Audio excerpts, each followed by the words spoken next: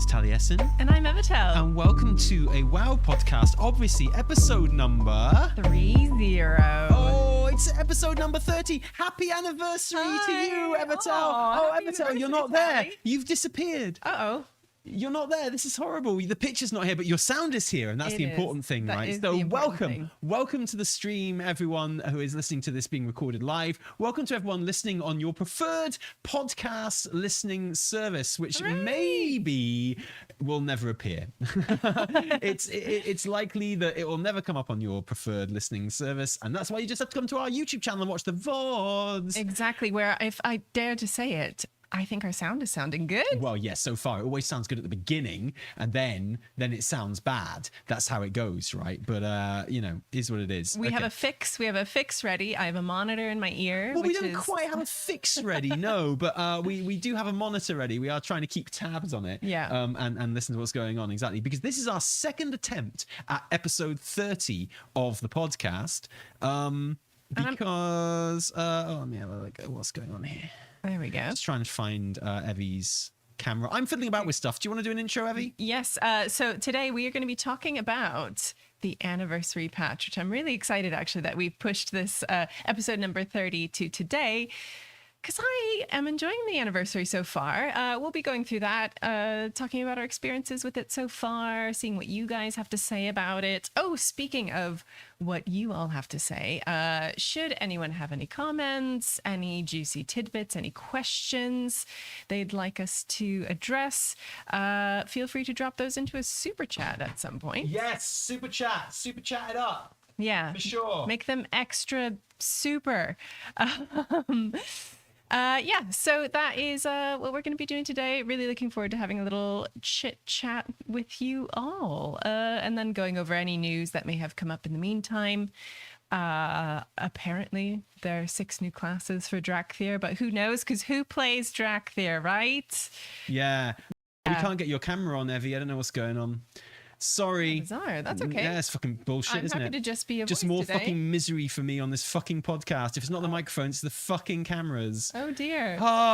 Okay, no, I don't know what to do. Okay, I'm gonna actually go away and start this again. And yeah, sorry. Okay. BRB.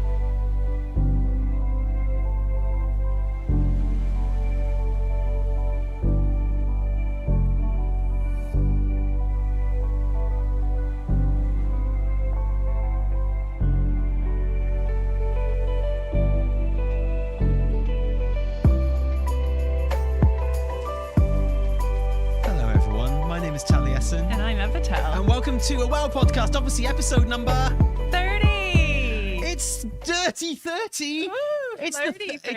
the 30th episode of the podcast, and it's the 30th anniversary of Warcraft, and it's the 20th anniversary of World of Warcraft, and it's the third day of the week. It is. And Wait, it's do we have an anniversary? 13th hour of the day, and it's the second attempt at recording this. Only the second. And it's the third time I've shot myself on the stream. Let's go!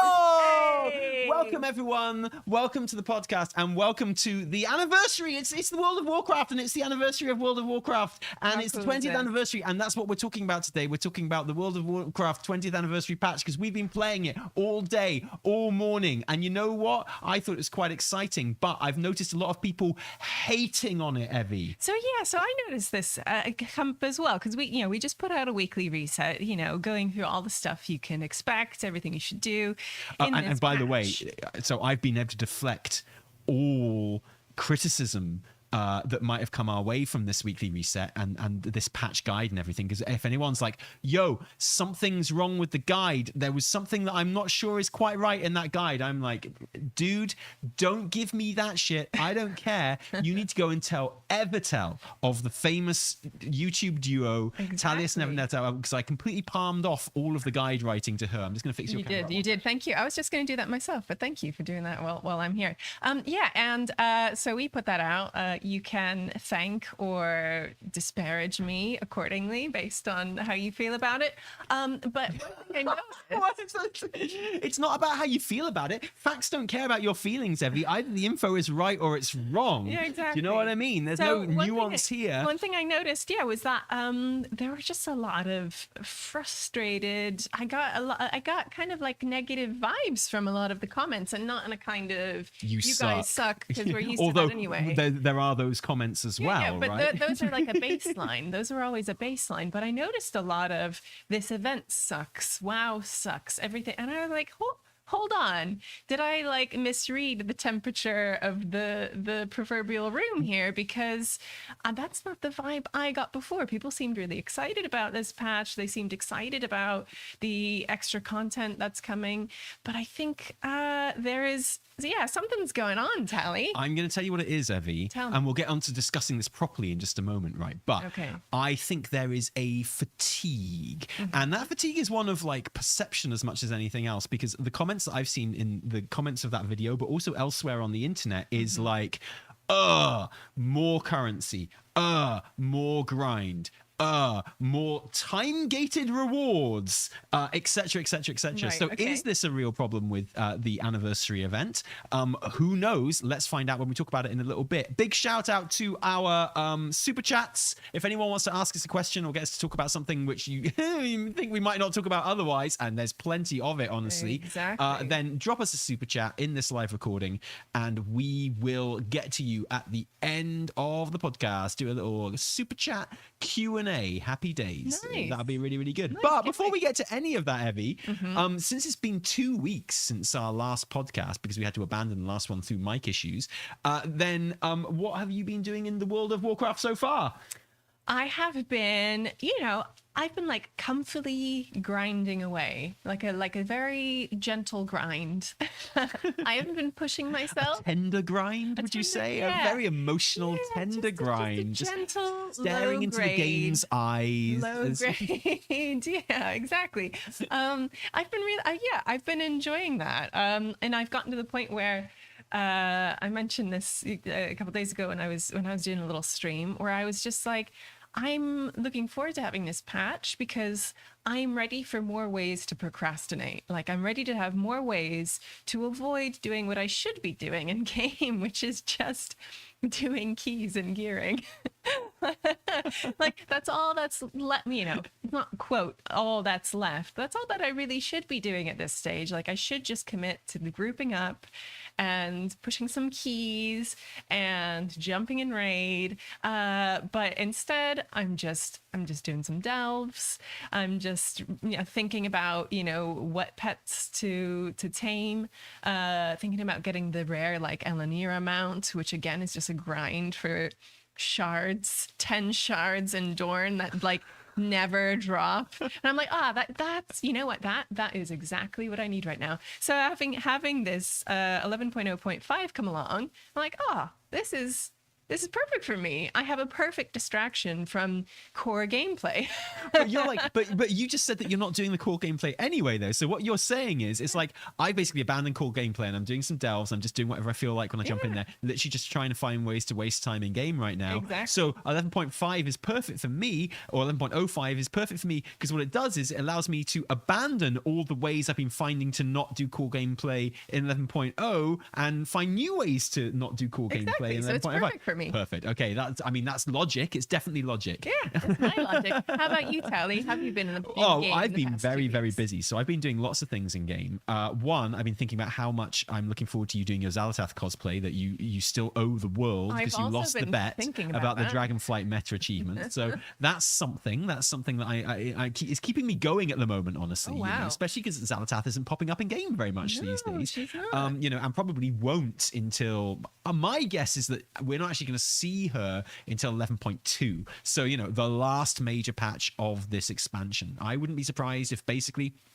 she doesn't feature in the story and zone of 11.1 or anything like that. So, you know, I'm missing her already. The fact that I get to see her every time I go into a Mythic Plus dungeon, which is great. She's always there at the beginning of the dungeon. Yeah. Honestly, I've probably done more Mythic Plus dungeons as a result because I know it's my only way of seeing her. I'm kind of desperate for it. Good. And she talks to me and she's whispering to me. And when I complete the dungeon, she's like, I knew you could do it. And I'm like, yeah, I knew I could do it too. Thanks so much for your help.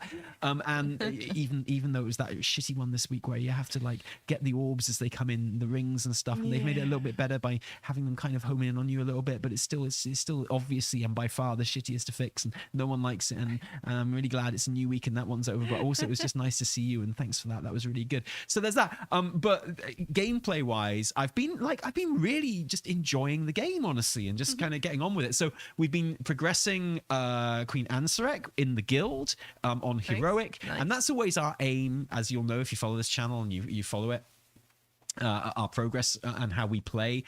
My aims, most patches these days are quite sort of humble in a way. I want to get my heroic ahead of the curve, like just beat the raid on heroic with my guildies, and then, you know, we'll progress into mythic and play around and do a few bosses on there. So we're technically a mythic guild, and we've got those mythic kills, and we're getting the mythic track gear in our vaults and stuff. But, you know, our main progress is trying to kill that boss. And, you know, we may not be part of the main Race to World First, but we are part of the Race to World First with guilds with names a bit like Immortalis. Of course. Back when we invented this competition for ourselves, and it was just a private thing that we did, we often used to win the Race for World First for guilds with a name a bit like Immortalis, mostly because the other guilds with names a bit like Immortalis did not know the competition was happening or that they were a part of it, and that was always useful for us. But since I started talking about it on the show, on the weekly reset on our channel, more and more guilds are popping up with names a bit like Immortalis, Evitel, and some of them are really good. Yeah,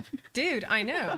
Like some of them are like top draw guilds. I feel like some of them are in it for the fun, and I feel like some of them exist purely to spite you. Yeah, some of them exist purely to destroy my ass. Exactly. Like some of them are like, yeah, that guy, let's show him.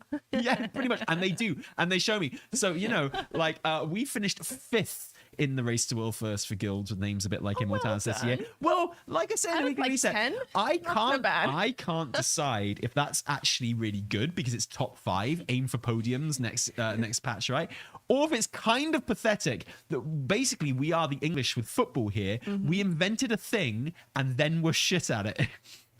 Like we literally invented a competition for us to take part in that in our minds we would have a legitimate chance of winning, and now we just get absolutely hammered every single time. It's like we literally invented the Race to World First for guilds with names a bit like Immortalis, and now we're not even in the top 3. Are you kidding me? Yeah. What kind of a Mickey Mouse operation is this? But at the same time, you know, you didn't invent it to win it. You invented it for the fun, for the thrill. And also to win it. Well, I mean, you know, yeah, whatever. So there's some really good guilds with names a bit like Immortalis at the moment. But we all do better than Liquid in this competition. Yeah, we all do better than Echo and Methods. So that's something to be proud of, right? Like Liquid wish they could win the race to world first for guilds with a name a bit like Immortalis. I can guarantee they will never win. Well, barring a pretty drastic name change, which frankly wouldn't be the first time, or for Echo for that matter. So, I'm not ruling it out of the realms of possibility. They've done big name changes before.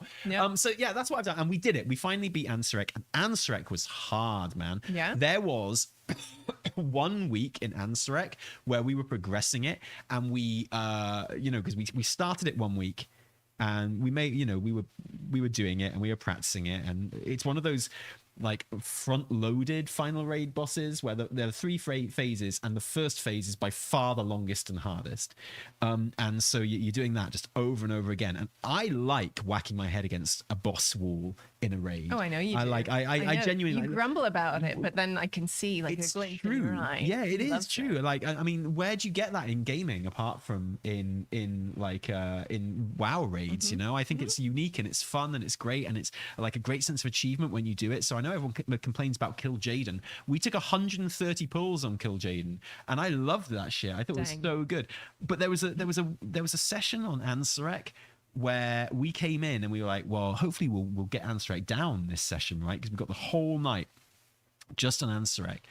And we actually went backwards in our progress. It's a really difficult boss, and we literally ended the night kind of worse off than when we'd started the night, like our progress was just not as good. We were getting to phase 2 fairly regularly as we were practicing before, and then we just weren't doing that at all by the end of that night. So that was a hard night, and we took a knock to our morale and to our kind of our verve and our spunk with that one. Our spunk took an absolute hammering on that one. But then we did get it down last, and it was kind of clear from the first pull on Sunday night that we were going to get her down as well, because we got well into phase 3 on the first pull. I think we got it down within an hour of starting the raid, which felt good, and it was a relatively clean kill actually. In fact, we got it down to 4%, and the entire raid was still alive, and it was like a textbook kill, honestly. Oh, nice. To the extent that I actually, despite the fact Annie was sleeping right next to me, I actually press the pedal, which puts me on Discord to talk, which I don't do very often in Raid, and I was like, oh, this is going to be such a clean kill. And then do you know what happened? You died. I didn't, but Alan did. And afterwards, Alan, legitimately one of the best raiders on our team, should not be raiding heroic. He just does it because he's our buddy, Yeah. And like one of our top pumpers on the entire team, and he died, and he was like, Miv, he's Danish. He's like, Miv, I only died because you were talking to me. Fuck you, Miv. I was dead for the kill. And I was like, well, yeah, but I knew all the important people were going to survive. So it was like, rip, Alan, sorry about that. But we did get the kill, and it was really, really good, and it felt great. But that is pretty much my progression done now. We'll farm it a couple of times, and we'll get people their curve if they weren't there and stuff. And then we'll do the glories. We're doing 1 night of glory. Oh, okay. For 1 night glory before I go. That's a Rent reference. Don't know if you got that one. No. Went over my head. So you weren't a theatre kid like I was, clearly, right? Absolutely not. 1 raid to leave behind, find. Oh God. No? Okay. I was anti-theater kid. Were you? You were literally in orchestra. What are you talking about? Kid. It's a very different thing from. Is there a difference? The only time there was a crossover was when I did pit orchestra for theater productions, but even then I was like, I'm not one of them. Wait, you have animosity towards theater kids? We're gonna have to stop talking about WoW just 1 minute while we address this. What the hell? No. I have no animosity towards theater kids. I'm just saying I was not a theater kid. I found... What's this resentment? And I can't believe you're going on the internet and you're telling hundreds of people how much you hate theater kids. I do not. You can't... I can't believe you hate theater kids and you wish they'd all stay away from you. No, so I think what it has to do with the fact that my then BFF in high school, we were so tight. We were super tight. And then she kind of went her own way very dramatically, and we had a huge falling out. And then she was also she is she the one that wrote to Yale when you got into Yale and tried to tell Yale that you were a bad person and they shouldn't let you in? Yes, she was right, of course, but what a shitty thing to do. It was, yeah, there's a major can you imagine that in our friendship? That story is exactly as messed up as I just made it sound. Like, literally, you had a best friend, you got into Yale, everyone was like, hey, well done for getting into Yale, that's, you're not even like a rich kid, that's amazing. And then this bitch wrote to Yale and was like, you shouldn't let Evitel in because I don't even know if Evitel's her real name. Yeah, and the thing is, I never know if she did it or not, but she told me that she did, so I'm like, that counts. You know, the sentiment is there. Yeah, so it was so anyway, she was like she was like very Broadway theater-y, and I think because of that's so weird because they're usually so mentally stable, the theater kids. yeah, exactly. As you know. Exactly.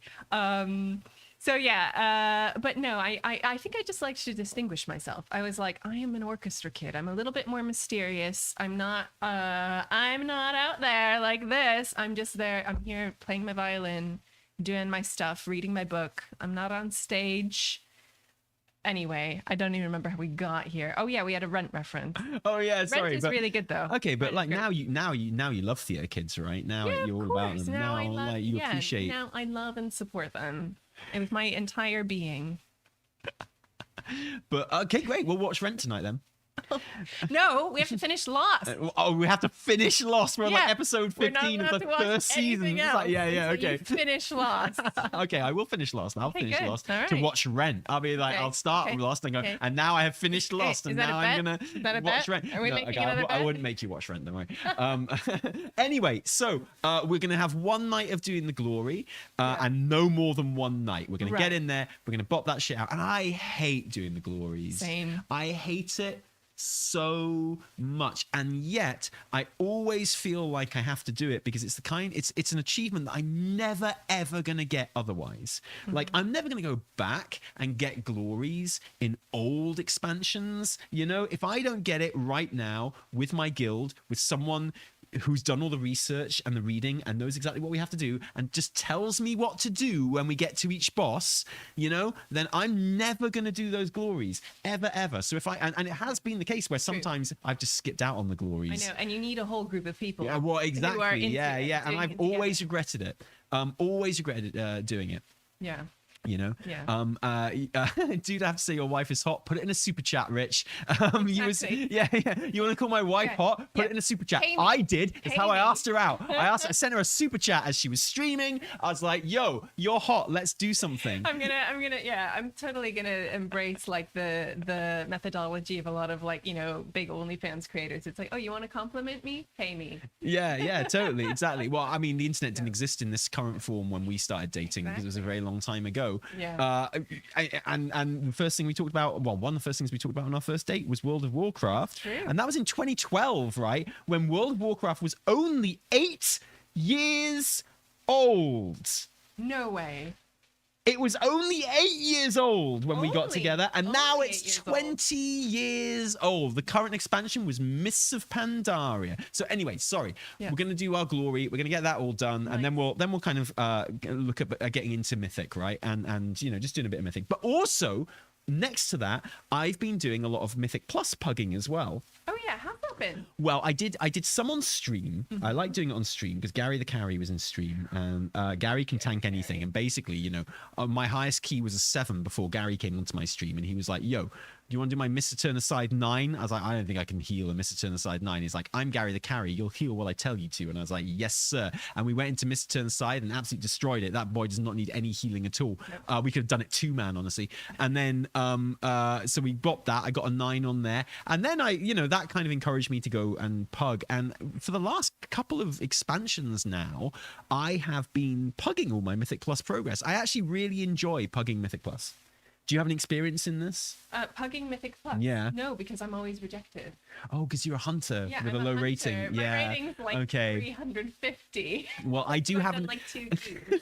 They're both 4s. Oh, that's unfortunate. I do have an advantage in this, in that I play a Discipline Priest, which not only is a healer and automatically has an easier time, but has been one of the better healers in Mythic Plus for like the last couple of expansions, right? And even in this expansion, so far in this season so far, where Resto Shaman is far and away the most popular healer in Mythic Plus, like to the extent that there have been charts and stuff and stats put out where if you look at the top 1% of Mythic Plus keys being done, so anyone over kind of 700 rating, there are more resto shamans who are doing that content than all other healers combined, like times 2. Wow. Times more than that. It's just like mostly resto shamans. Well, resto shamans just have a really good kind of toolkit for Mythic Plus. Their HPS is really high, and they can deal with pretty much all the affixes as well. So they're just like perfect Mythic Plus healers at the moment. But after that is Disc, and Disc is like always quite decent in dungeons. So yeah, so I get accepted into groups and stuff, and so it's much easier for me as a Disc priest and as a healer than it would be for most people who want to be pugging if they're not a tank or a healer. I get that. Specifically a hunter. Yeah, but I do enjoy it, and I do like going into it and doing it. And so yeah, I've got my 2000 rating now, so that's good, and I'm on 2300, something like that. Well done. So I've got 9s for a few keys. I've got 8s for all the others, and I want to start pushing into the 10s because that's my aim for the season, for any season really, is to get all my 10s or the equivalent of, get all my portals, and get my 2500 rating, because sometimes, like this season, it has a really cool reward to it, which is the mythic kind of effect on the armor, but for your armor, and that shit is account wide as well. At least it wasn't Dragonflight, so all of your appearances get unlocked. How cool is that? That's not bad at all. It's really, really awesome, and it's nice. Yeah, shamans deserve a little bit of love at last. Yeah. I like it that until today, enhancements was in a really good place, and resto's in a really good place, and it's great. How does healing in Warcraft compare to Final Fantasy 14? I never really did much of it in Final Fantasy 14, but it kind of felt a bit like in WoW, like the combat compared to WoW was just, nothing feels as good as WoW for tab targeted MMO combat for me personally. Like nothing is intuitive, and nothing is as reactive, and nothing feels as good. So yeah, it was fine. On the flip side, Final Fantasy 14 is like, even when you're doing a raid or whatever, like I find it feels so much more chill because of that lack of like it's just a different kind of gameplay, and it's just a different kind of, even in group gameplay, I feel like my rotation isn't do or die like in some cases in WoW, and because of that it's a lot more relaxed, but it also means that it doesn't have kind of like the high stakes feeling that WoW can have. Yeah, it's true. So like, but then I play WoW at a much higher level than I ever did Final Fantasy 14 as well. So that's true. There's that. So I'm probably not in a position to comment with any authority, but just nothing feels as good as WoW for me, and that's not slagging Final Fantasy 14, which I think feels really good compared to some other MMOs, but just nothing's as good as WoW. That's what it all comes down. And I think people even acknowledge that, even when everyone hated WoW and everyone loved Final Fantasy 14 as well. The combat in WoW just feels really good. So yeah, I love doing stuff like Mythic Plus. I'm really enjoying that. But also alongside that, I've got an alt which I'm taking into Mythic Plus as well at the moment. I've just started taking an alt into Mythic Plus. Guess what class it is? Is it a tank? It's a resto shaman. What did I just say? And here I am. I'm like, you just get into any group you want if you're a resto shaman right now. Fair. So, and I've been really enjoying it. So and my whole thing with this resto shaman, he's a big Tauren, he's a beautiful boy. Cute. Like he plays enhancement most of the time, because enhancement is an exquisite spec. This expansion was last expansion as well. It's even better this expansion, and I mean gameplay rather than just like numbers and stuff. Whatever. But like the actual rotation, I just think is one of the best design specs in the game. I think it's fantastic, and I just love going into delves as like an enhancement shaman and bopping out my 8 delves on that enhancement shaman, and doing whatever the weekly is to get a bit of heroic gear, and using my catalyst charges to get my 4 set and stuff, and then going into some lower Mythic Plus keys and just getting to grips with it like that. Nice. And it feels great, and I'm nowhere near as good at it as I am Discipline Priest. Like Discipline Priest, I've been playing my whole life at this stage, or literally half my life at this stage, right? Your whole Warcraft life. Oh my gosh, it's so wild. No, literally almost half my actual life. Here's the thing, right? What? This is something we need to discuss. I'm moving on from like what I have been doing in WoW. We're moving on to WoW. We're moving on to the 20th anniversary and the 20th anniversary event because yes, granted, I haven't been playing WoW for 20 years, neither of you. When did you start? I started in 2010. Oh, wow, a baby, a real baby. Yeah, I am a baby. So you've only been playing it for 14 years. I know, only 14 years. Can you imagine? Disgusting. Yeah. That is less than half your life. Yeah. Not to name a lady's age in public. Yeah. Well, it may have been at the tail end of 2009. But 2009, 2010. It was during Cataclysm, wasn't it, when you were doing it, right? I have been playing since Wrath of the Lich King. I'll always remember that I don't know what the date is right now, but it's always a very easy date to find out the day I logged into WoW for the first time, because it was the day before President Obama's inauguration, the first one. Wow. So whenever that was, the day before that was the first day I installed WoW. Gosh. Yeah, isn't that weird? I always remember it because I went to go and watch Obama's inauguration in Times Square the next day, right? So I took a day off WoW. My last day off WoW for quite a while. Oh, yeah. Started off on the wrong foot, Tally. Taking a day off. Yeah, so I haven't been playing WoW for nearly half my life, but WoW has been out for nearly half my life and more than half your life, right? So that's incredible. That's wild when you think about it. There are people that have been born and grown up to a ripe old age and can play WoW now that were born after the game launched and stuff like that, and it's an insane achievement. I think it's fair to say there's never been a single video game that has been this popular and relevant and current for this long, right? So you can point to MMOs that have been around longer, but none of them have reached the heights that WoW have. WoW is like still the go-to MMO. It's like still a genre-defining game now, and everything it does is like treading new ground and inventing new rules. And they still do that Blizzard thing of taking the best bits from other games and iterating and putting it in and stuff, but it's absolutely wild. There's never been anything like it, and God, it might not be the highest selling game ever in the world, but I'd be surprised if there's more than 2 other games in history that have made more money when you take into account all the weekly subs and the transactions and stuff like that and what have you. Absolutely insane. And I guess it's just a sign of a changing world and how we have changed socially and how we interact with each other socially, and the idea that it's kind of weird to think that it would ever not be a thing now. I guess that's a question before we get onto the 20th anniversary stuff. Do you think that WoW is it at the stage now where you can kind of reasonably confidently predict that WoW will just carry on forever? It's weird. I wouldn't have said this a few years ago, like particularly doing Shadowlands. Like several years ago, if you would have asked me this question, I would have been like, it feels like, everything has its time. And everything has its time to end. And I think WoW will probably end at some point, and they'll come out with WoW 2.0 or whatever. Coming to me now, I would not say that.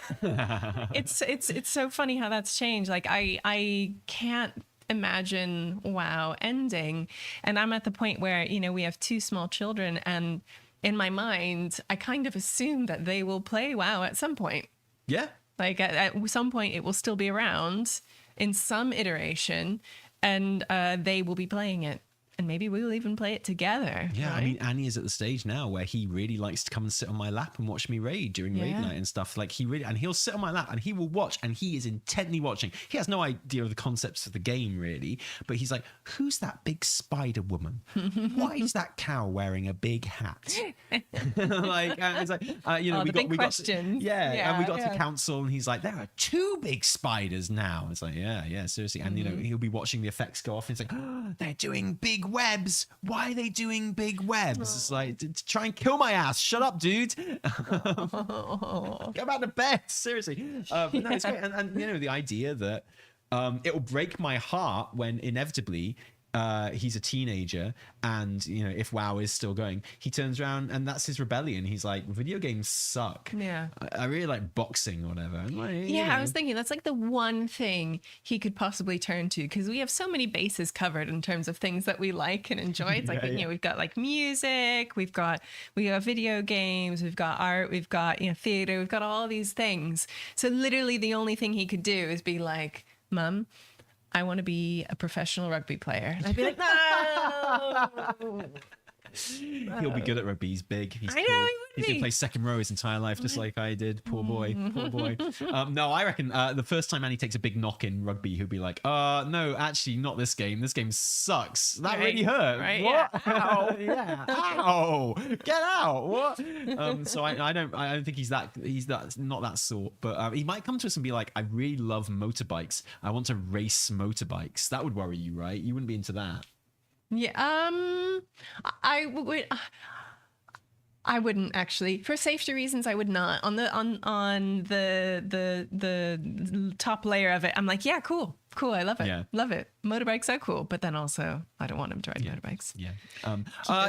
Like a comment that we hear quite a lot of is that is the World Soul Saga meant to be a wrapping up of World of Warcraft? I think a lot of people assumed that when Chris Menson kind of announced it, because there's a lot of talk of tying up story that has been going on for 20, 30 years, whatever, blah, blah, blah. Now, I never thought that was going to be the case. It felt more like a way to carry on WoW. It's like you have to tie up some of this so we can have a bit of a clean slate and move into new stuff and what have you, and like a big saga, and then you start the next saga afterwards, right? And I think that's been pretty much confirmed by public kind of things that devs have said, and things that devs have said in private as well.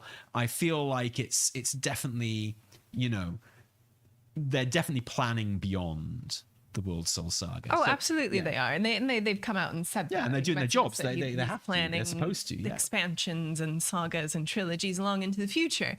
But I think what fed into that feeling was that there was this big sense, like Metzen came back, he got up on stage, he was like, "Here's a new format. It's 3 things, and we're wrapping up stories." So I think that I also had that feeling. I had an initial moment of like,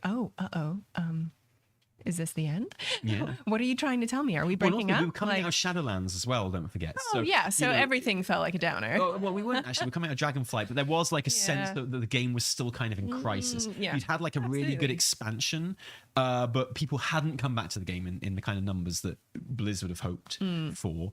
Even though everyone liked the expansion who played it, pretty much, people were starting to criticize the story and how it hadn't been very exciting and stuff like that. Yeah. But the game felt like it was on the right track again, but it still felt in crisis. And I don't think it does anymore. I think War Within has like alleviated that feeling of crisis from WoW. Absolutely. We've moved on from crisis mode to finding things to complain about mode. Yeah, which is awesome, isn't it? That's so good. Oh, yeah. Yeah. And I mean, I would never say that WoW will last forever, because Microsoft exists, and kind of like sort of shareholder capitalism which runs video game companies. Basically nothing is ever safe. Like if it turns out to be more profitable to Microsoft to shut WoW down, in the short term, like then they would do that, and they're the kind of company that would hang on to the rights and not let anyone carry on the game under their own steam or anything like that. And that if WoW ever does disappear, that'll be why. It won't be because people aren't playing it. It will be because some quirk of capitalism, like with the whole Roadrunner movie not getting released, something like that. I am not aware of anything about there's this big thing at the moment where like a whole bunch of movies are getting released, are getting made and completed, and they're not being released because even though they're testing really well and stuff like that, because it's actually just better for the film studio to write it off as a tax write-off. Oh God. And like that's happening. So cynical. Yeah, exactly. So and you can make an amazing game like Hi-Fi Rush, and motherfuckers might close down your studio. It just doesn't matter. Like and so when it comes to sort of the way these industries work at the moment, because they're run by shareholders and they're not they're not run or owned by people that care about the thing. They're run by people who want to make the line go up every quarter, right? Yeah, so sometimes you get these weird quirks where, something that's really successful might just get shut down.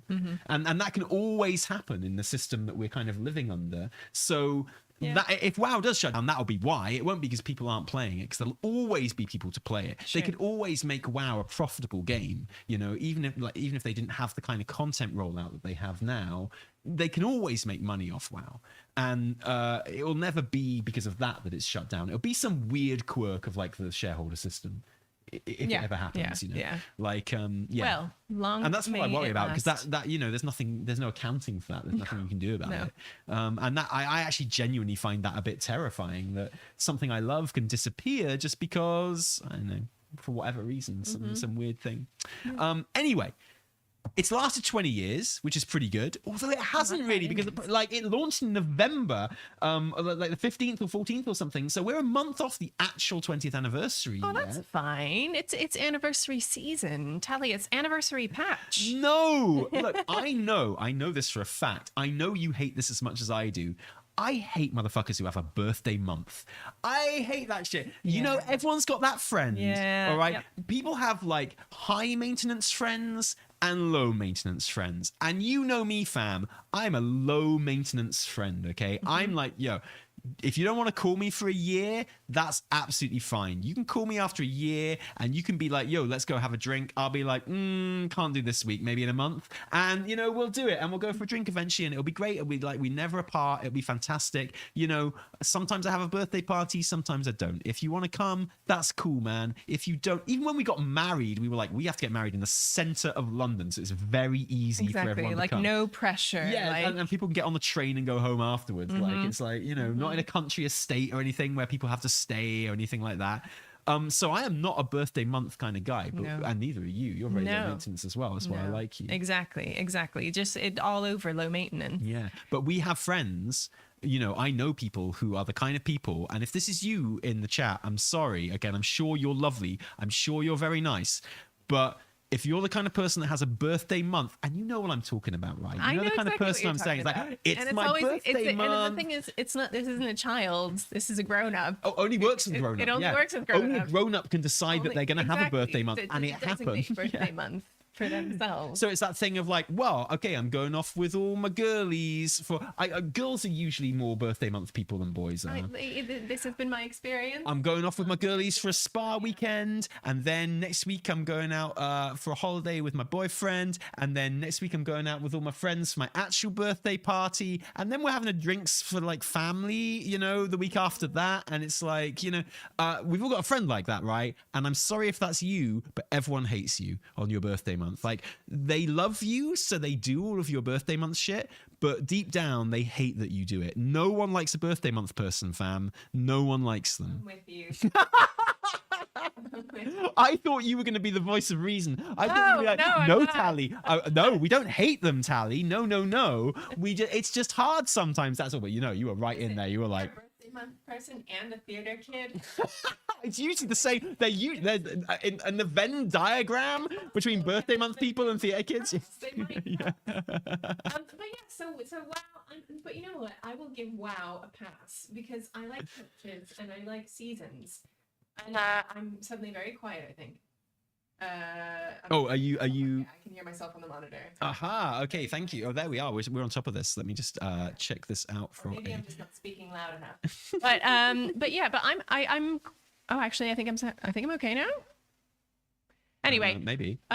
Sorry, this monitor is throwing me off. But Mike died. Oh, your mic actually literally just died. Mike, Evie. Oh, now I can hear myself off in the distance. Oh, Mike going for okay. Let's unplug some stuff and see what happens. I thought we might have fixed it forever. No. That's such a shame, isn't it?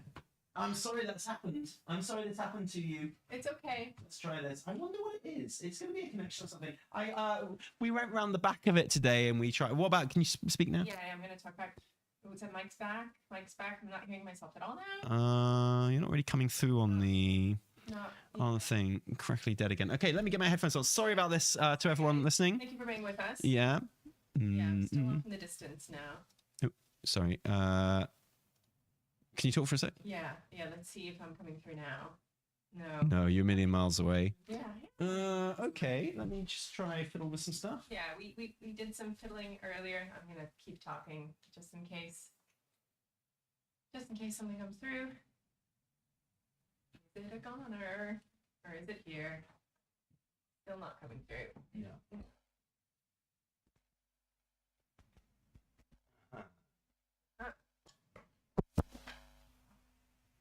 Oh, I think I might have found the thing. Oh, what was that? Okay, that's bad. Okay, I'm just gonna turn the top one on.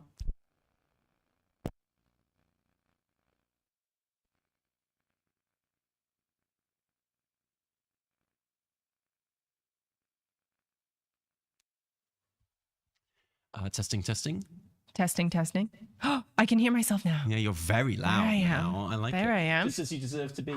Thank you. Okay, it's going to be a bit echoey because we've got it on our speakers as well. So I'm just going to turn that off. Okay. Sound, but I can hear myself on the mic now. I mean, we're turning it off and on again. That's all we've got so far, to be honest. But I think I might have found where the connection issue is. So that's exciting. I think it is literally just a cable issue. So I'll get on that. I think it probably is. I'll get it fixed. Yeah. Thank you for letting us know, fam. Glad you were monitoring it and found it straight away. Are you proud of me? I'm proud of myself. It's still not perfect, but that process would have taken a lot longer in the past. Exactly. Yeah, we are back now. And honestly, these mic issues are the reason that this podcast is not finding its way up onto platforms, like audio other platforms at the moment, because it's one thing when you're watching it on a VOD for that to happen, but if it's a podcast like that, it's the most annoying thing to ever happen, right? So yeah. It is what it is. So so birthday month, birthday season, it's more than a month now. It's lasting through January.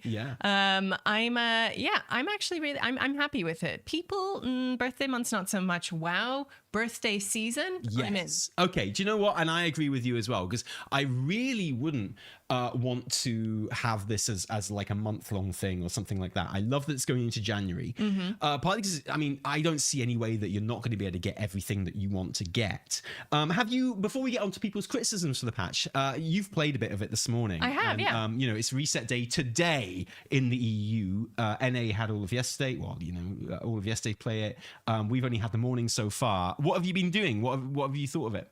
First thing I did was go around and pick up all the quests, talk to everyone. I love the setting. I think the setting's really cute, like the whole area. I'm just gonna let you talk, but I want to agree that moment where you kind of walk into it and you see everyone just running around having a good time. The first thing I did when I stepped out the portal was like a balloon went past me and I grabbed onto it and I started flying around. It was really awesome. And now I'm gonna shut up and let you talk. Sorry. Yeah, that's really cute. No, but yeah, like you get this vista of the whole event in front of you, and I thought it was really, really sweet. It was packed with people doing loads of stuff.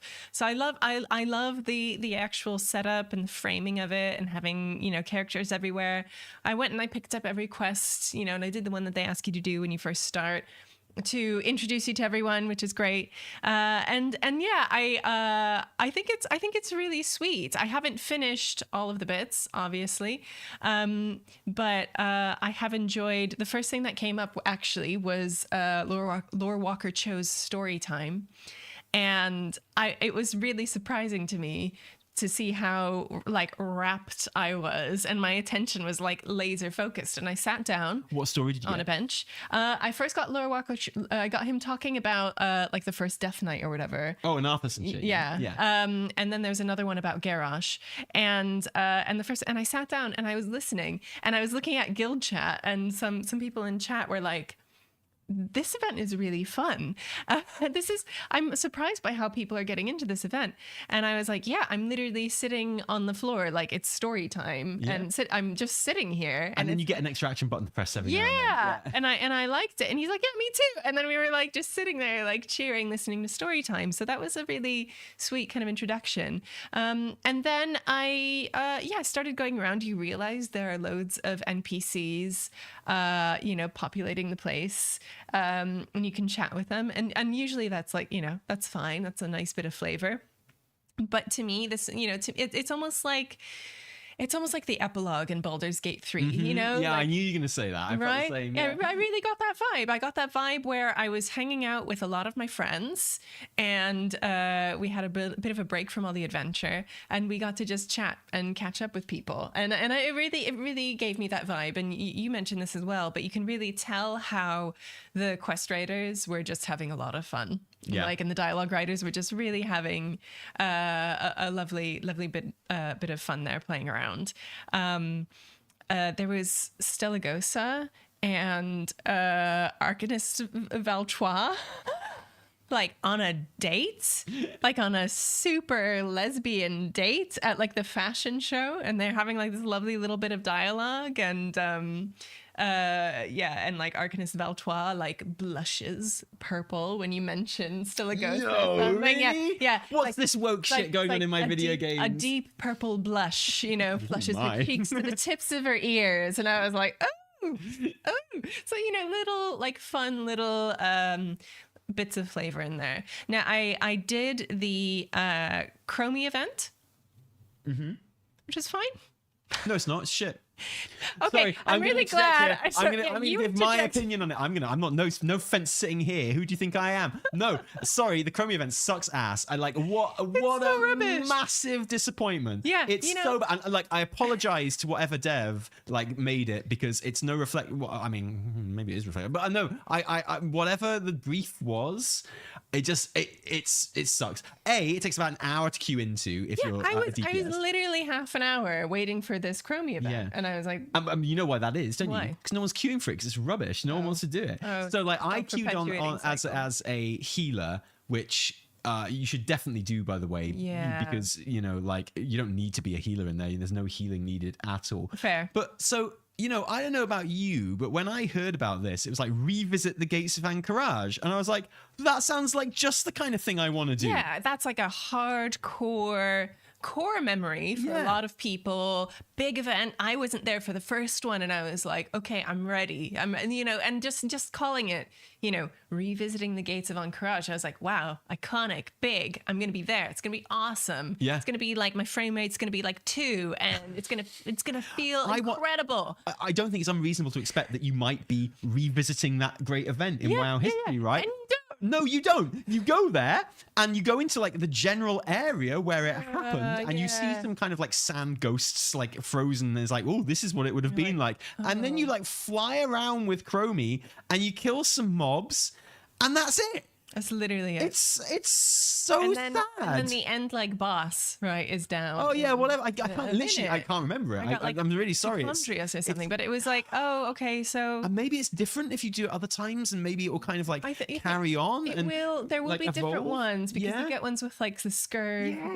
You get different. I don't give a shit about the scourge, or like I just want to. How hard would it be just to have gates opening and massive cool Egyptian shit coming through, and then you kill it, and you got no frame rate. There's millions of you doing it. Yeah, that's what I saw in my head. How many in the scenario? It's like 20 or something, or like so. And that's never going to feel like the Gates of Anchorage anyway. Like you make 100-person scenario, you get them all in there, and then you like you release it, and you have the scenario constantly going on, and so you only have to, and then you leave the scenario when you're done, and someone else takes your place. So it's not like individual queues that you're waiting for to pop. It's like always happening. Yeah, it's like constantly happening, and it's just like huge things coming out of huge like portals. Yeah, that's what it needs. Getting like stomped. Yeah, exactly. By big bad dude. And you don't have to fly around huge different parts of the map. Like, just put you there with the big doors, the gates, Evie, the gates of Anchorage. Yeah, where were they? I feel you. And you have big things walking through, and then you're like boom, boom, boom, and you go blam, and then you go plop, and then it's all done, and you leave. You kill the amount that you're supposed to kill, and then you leave, and then someone else comes in, and there's always 100 people there, and it's always pew pew, and it's always boom boom, and it's always like, yeah, that would be awesome, right? I feel like it's not unreasonable that that's the kind of thing I was expecting. Yeah.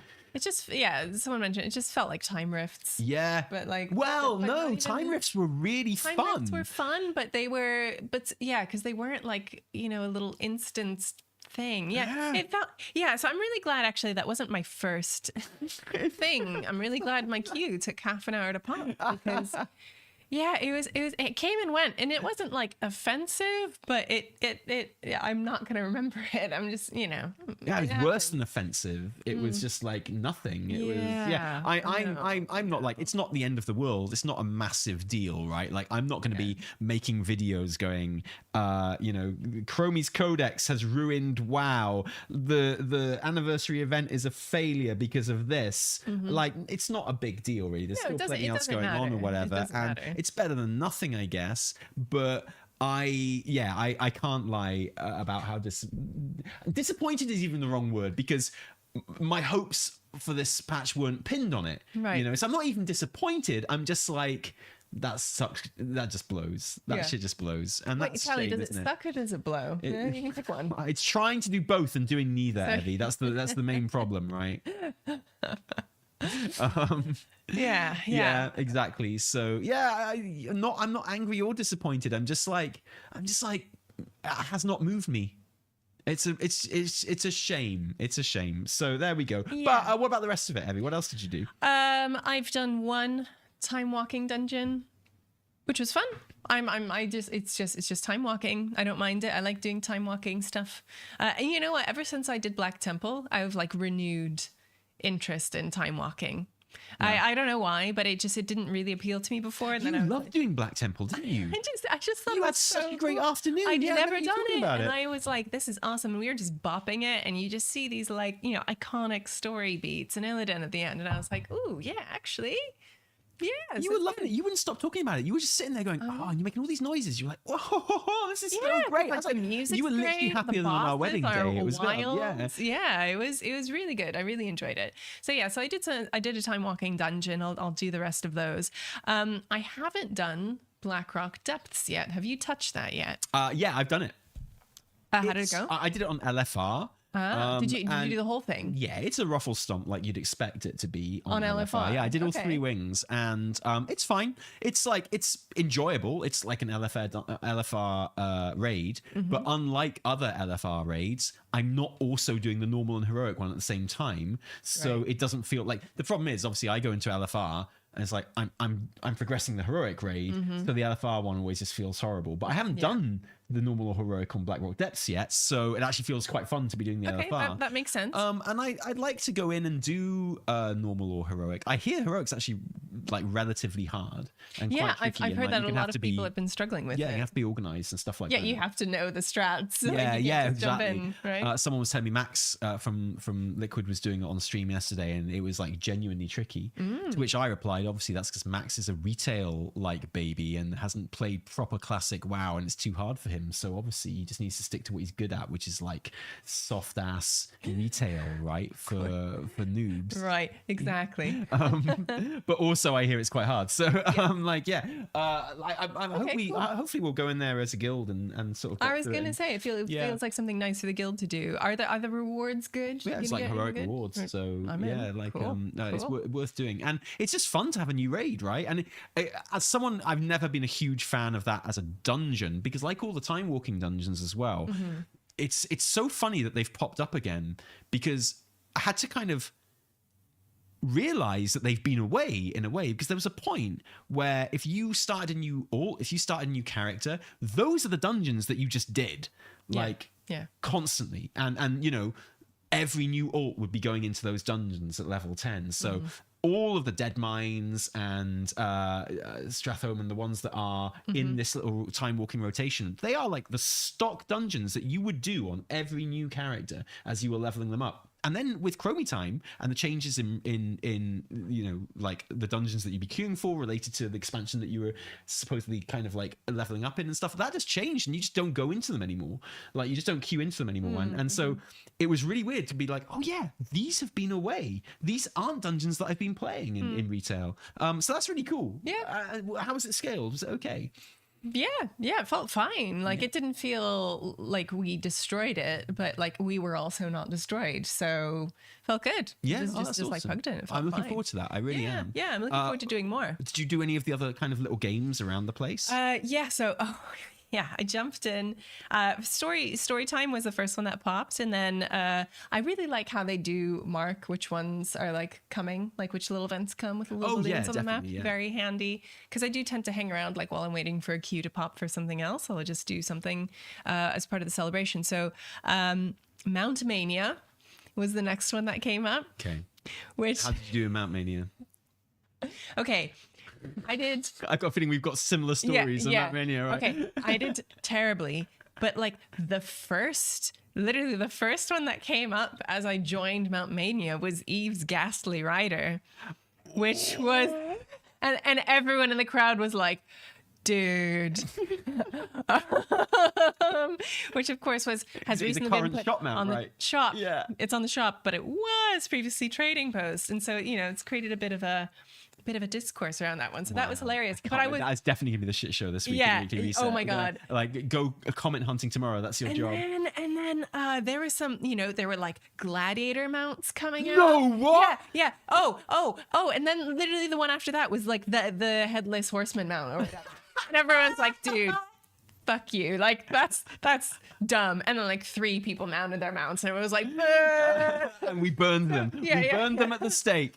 So witchcraft. It is really fun. And then it'll be like, oh, mount your Highland Drake. And I was like, yay. But it is funny how often the dragon riding mounts come up. There's a cliffside wilder drake. Like someone's gotta, be able to participate. This is for everyone to participate in. But one, I have to say, I am hugely impressed with everyone's mount collection. Oh my God, people just have mounts. I'm not a mount collector. I love mounts, but I'm clearly not. Whew, it was crazy. It was absolutely wild. But I really like that. And I like that there's a bit of a challenge. And I like that there's some really memey ones. There's some real kickers that they'll drop. And I loved being as part of the crowd and everyone's emoting and everyone's like, dang. That is super fun. It was cool. And I felt really connected with kind of the other people there. I thought it was a really good time. Was that your experience of it? Okay, so I'm gonna come out and just put my cards on the table here. The mount off in the 20th anniversary event was unexpectedly the most humiliating experience of my life. I don't think I've ever been so chastened in front of so many people because I did it on stream as well. And I was I'm not a mount collector. I've got 300. You gotta keep that to yourself. I've got 320 odd mounts, okay, which I always thought was loads because I've been playing the game a long time. I get all the ones that you just passively get, right? And I was I'm playing this game a long ass time. I'm a professional WoW player, right? So I've got a lot of mounts and I'm gonna be fine. And so deep down, it was like that thing where you're not, when you buy a lottery ticket, you're not really gonna win, but you kind of think you might. Of course. I had that feeling about the mount off, right? And I was like, I've got a feeling I'll do pretty well here, right? So we started. The first mount that came up was some 2-polygon fucking fox or something, and I was like, oh well, I don't have that. And then it's the friendship fox that was up on the trading post, which okay, granted, isn't hard to get and is recent, and I could have if I wanted, but I didn't have that. And then there was some other kind of spectral thing that came up and I was like, I don't have that. And literally, Evie, I was starting to sweat at this point because I'd been 3 and I hadn't had a single one of them. And everyone was looking at me on my stream and chuckling and feeling a bit sorry for me. And I was starting to feel a bit like someone in a restaurant waiting for a date that wasn't turning up. And when you get that sense that everyone's starting to look at you and feel sorry for you, and well, it's probably never happened to you. It's never happened to me, definitely. But I'd imagine that in that situation, you'd be like, aha, well, here I am in the restaurant by myself on purpose, just like I wanted to be. Just reading the book, just having a lovely time by myself, living my best girl boss life, right? And that's the impression I was trying to give as this mount off was happening. I was just joining in the fun, making it like I didn't care, but Evie, I did care. Inside, I was getting torn up. And then the 4th one came up, and it was some moth. Some moth, Evie, from the Shadowlands. I'm like, no, I don't have it from the Shadowlands. You kidding me? Something I had to collect fucking moth wings for or some shit in Shadowlands? No, I don't have that. Are you kidding? The only thing I farmed in Shadowlands was the Ghostbusters slime pack, okay? That was amazing. I farmed the shit out of that because I needed it so bad in my life. But I did not farm the moth. I didn't get the moth. Okay, so we're 4 mounts in. I haven't had one yet, and there are 15 in the thing, right? So the 5th mount comes up, and it's some tiger that isn't even in the game anymore. But there were people mounting that shit, Evie. I'm not lying. And I was like, oh my God, this is so humiliating. And then literally some very modern mount came up that I didn't have, and we're on 7 mounts right now. We're coming up to the halfway point in this thing, and I haven't had a single one. Me, Taliesin, quite a big deal. I've hosted BlizzCon, all right? you know, and everyone, all my friends were watching, and I didn't have any of them, and I was starting to feel a little bit bad, honestly. And then an otter came up, and I was like, oh, I've got loads of otters, but it was the one otter I didn't have. It was the one you had to collect the effing rings for, Evitel. You know, the one that you had to get the rings for. I know. And I was like, I sold those. bag. No, exactly. Because I kept the rings in my bag for ages, and I was like, I don't want these rings in my bag. So at the end of it, I just sold them, and I was like, I don't need that otter, but I wish I had the otter now. Yeah. Oh, now I feel stupid. Yeah. Now I feel dumb because I was just sitting there on my little brown otter, and everyone else was on their like beautiful, like, you know, like grey ones or whatever it was. I was like, oh my god, this is so horrible. Okay, so we got to the 9th mount, Evie. Ooh, wow. So we're already over halfway through this event. I haven't had a single mount, and I cannot explain to you the humiliation, the degradation, the defeatism that I'm feeling at this point. Like I'm this close to uninstalling the game. I'm like, basically, I am not the player that I thought I was. I'm not the man that I thought I was. I'm not the human that I thought I was. I'm not the father that I thought I was. I'm not like, so I was like, this is, and I swear to God, every word I'm saying is true here. The 9th mount came up. Okay. And I was like, basically, if I don't get this, I'm just giving up WoW. Fair. And do you know what mount it was? The Cliffside Wilderdrake. A dragon riding mount. And I was like, motherfucker, I've got that one. I wish it was a bit of a rarer one that I have. Okay. I wish it wasn't one that you get literally automatically when you play the last expansion. But I was like, thank God, I've got a mount. And I went to click on it in my mount tab, and my game crashed. I think I heard that. I think I was downstairs, and I think I heard you. I was sitting there. I sat through 8 mounts of not having any of the mounts, and then they did like the scrub mount for all the scrubs out there. They were like, and for all you jokers that don't have many mounts, here's a Cliffside Wilderdrake. And I was like, yeah, baby, at last. And the relief that washed over me, because I was beginning to think there's a very real chance I wouldn't have a single mount in this mount off. And then my game broke. And you know what? I spent a minute or so just crying, basically. But then once I loaded back into the game, obviously the mount off was still going on. And there was like another mount that I had, but I didn't have time to get on before it moved on to the next one. Oh. And I didn't have that one. So I got one mount in this mount off, and that was like the light forged kind of thing from Legion, which perfect, right? A mount that lots of people have, but it's rare enough for me to feel good that I. Was that like the super expensive one? Yeah, it cost like 500,000 gold at the time, which was a lot because. Can I still get it? Yeah. Easy. Okay. You've got to be like, I think, exalted with the light forged Draenei, and then you can just go ahead and go ahead and buy it. Because that one popped up in my round as well. And did it? and like several people had it, and people were like, dang. I felt pretty good about that. But if it hadn't been for that was literally my one saving grace. I was so, and not disappointed in the game, obviously, no, again, not blaming the devs here, I'm just disappointed in myself. And I've never regretted not being a mount collector before. But man, I regretted it in that moment. I was like, why don't I have these mounts? I bet some of them are really easy to get. One of them was the tiger from Winterspring that you had to like feed and like the baby. Yeah. I was like, I started doing that one. Why don't I have this mount? I was like, So yeah, I found the entire thing incredibly depressing. I'm never touching it ever again. So. I loved it. I thought it was really thrilling. Even though, like you, I hardly had any mounts, but I loved seeing the rare ones pop, and then seeing the people in the crowd on their mounts. Everyone was like, heck yeah. I see you. I respect you. I thought it was really good. The thing is, right, we've established that there are mounts that are literal kind of shop mounts or TCG mounts or mounts that aren't in the game anymore, which was the case with that, because it wasn't even in my list. I wrote it in my list, this tiger, and it wasn't even there. Wow. It's just not in the game anymore. And it really annoys me because I actually have a couple of aces up my sleeves when it comes to mounts. I have the hippo mount, which is like still a kind of a 2% mount. That's special one. And even now it's a vicious saddle. Like, it's just not something people have. But that will never pop up because it's alliance only. I know. Let me know. Let me know if you've seen the hippo mount pop up in the mount off, because if it does, I will. If someone can confirm to me that the hippo has a chance of popping up in the mount off, I will do the mount off every single day until it pops up, and I can actually just be the one that sits on his hippo. I want to be that guy. I want to be the guy that when that pops up in the mount off, I'm like the dude on the hippo. But I don't think it's ever going to happen because it's an alliance-only mount. I don't know.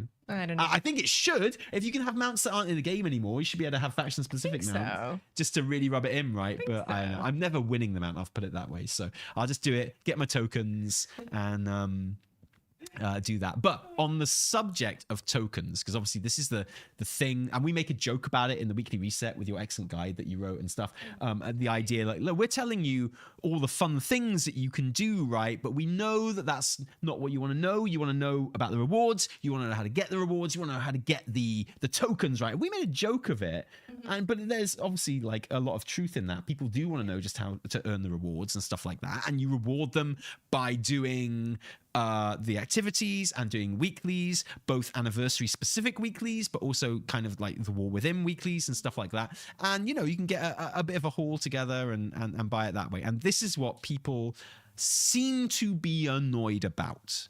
So first impressions on that, Abby. In terms of getting coins? Yeah. Like, you know, I haven't done my War Within weeklies yet. I haven't done like the big stuff. I've just popped in and done some of the celebration quests. Feel like I was getting some tokens. I had a quick look around at the vendors and like kind of wrapped my head around who does what and where and how much it's going to cost, even though you will already know because you watched our guide. But yeah, it hasn't really. Oh, I think I'm crackling. Oh, can you hear yourself? Yeah, okay, 1 second though.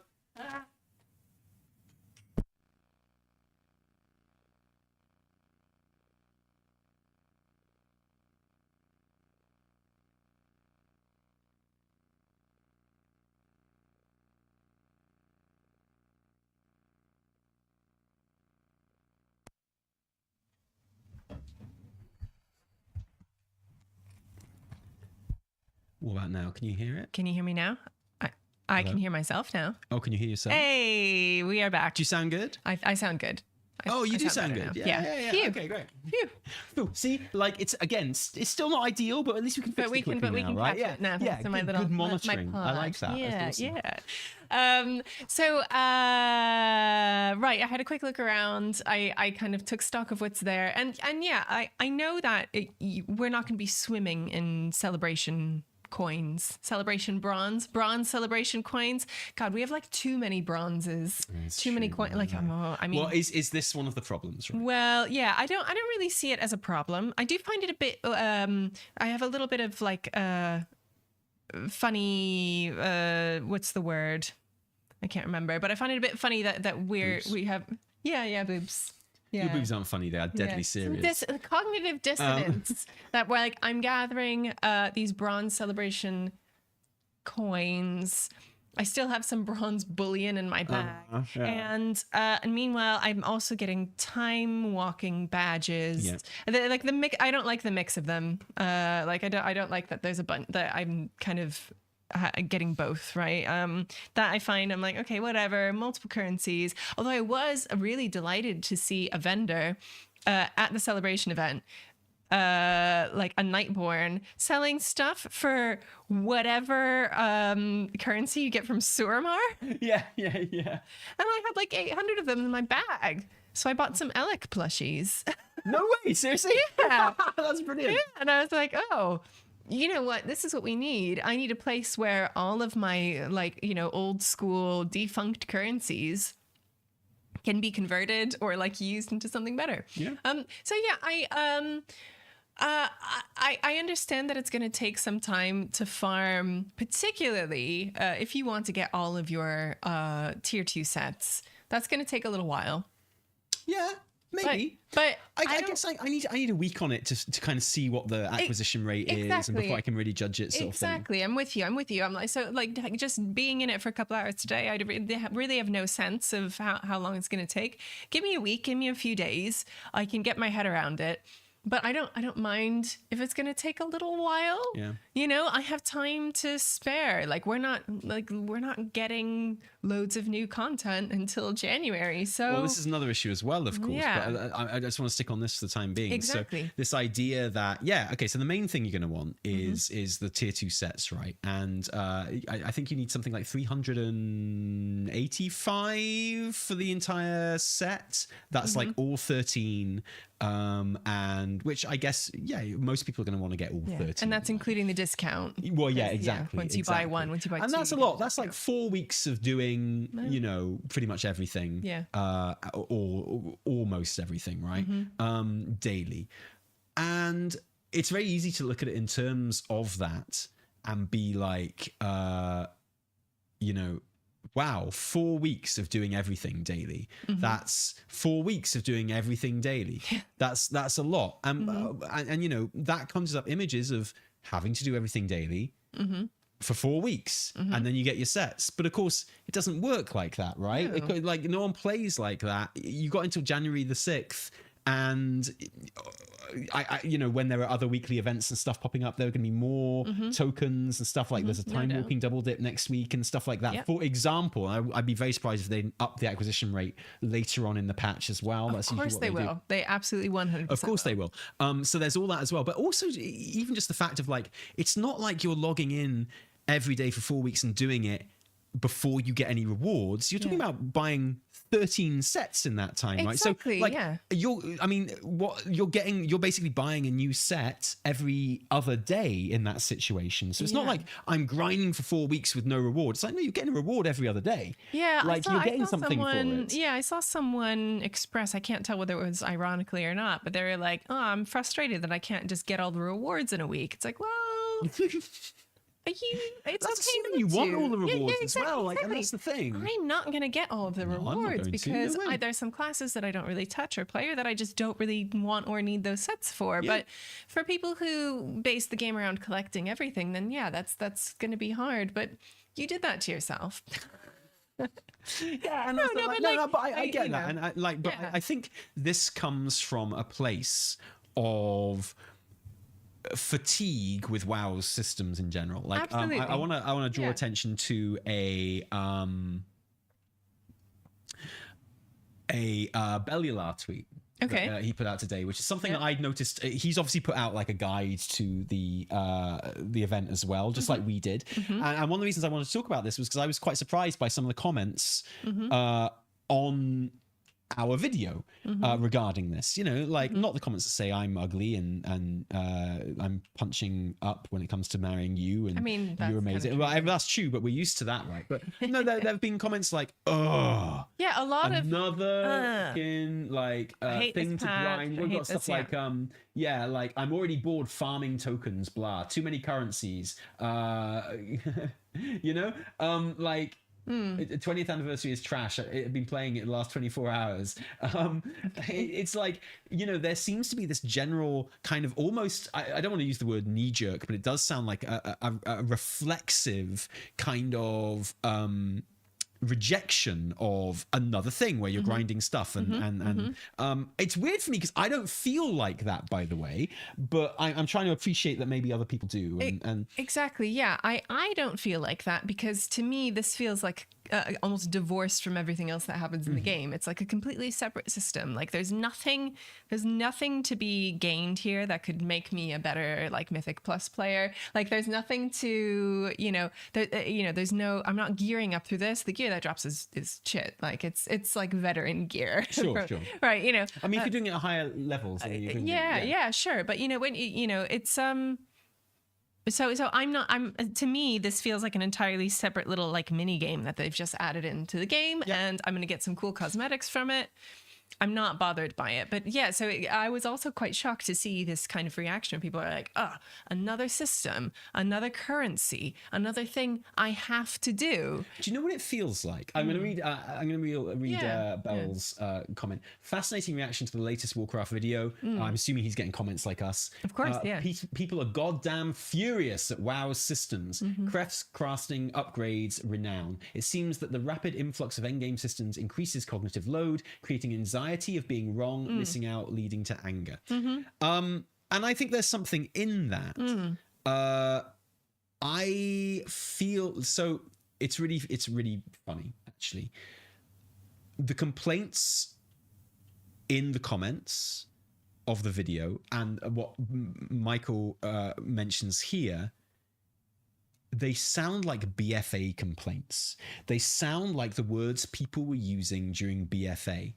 And I can't help but think that some of this is coming from, and correct me in the chat if this is not you, but I can't help thinking that a lot of this is players who haven't played since BFA Shadowlands, so are familiar with those critiques and are familiar with those frustrations that were definitely a thing in BFA and to a lesser extent Shadowlands. And they've been away from the game. They're coming back either for the War Within or for the 20th anniversary.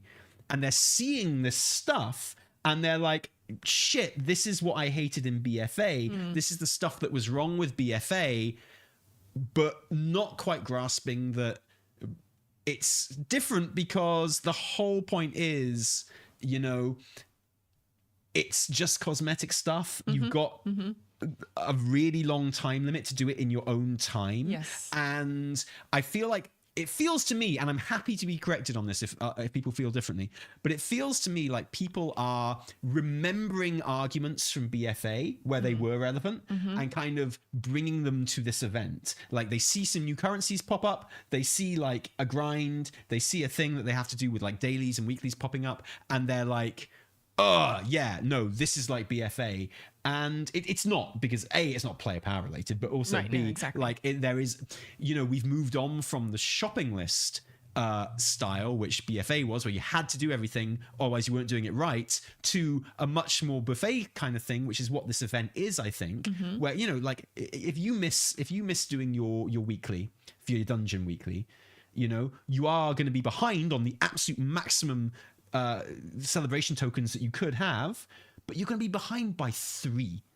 You know, like these are little smatterings of things here and there, and if you miss one, it's okay. And I kind of feel like I want to, everyone that's kind of got a complaint about it now, and you know, like we've been agreeing with lots of the complaints on this show right now, but I would be really interested to come back to this on the 6th of January and be like, okay, if you were complaining that there was too much grind and there were too many things, like, you know, not enough ways to get tokens, or, you know, too much cognitive overload, as Michael says, the event's over now.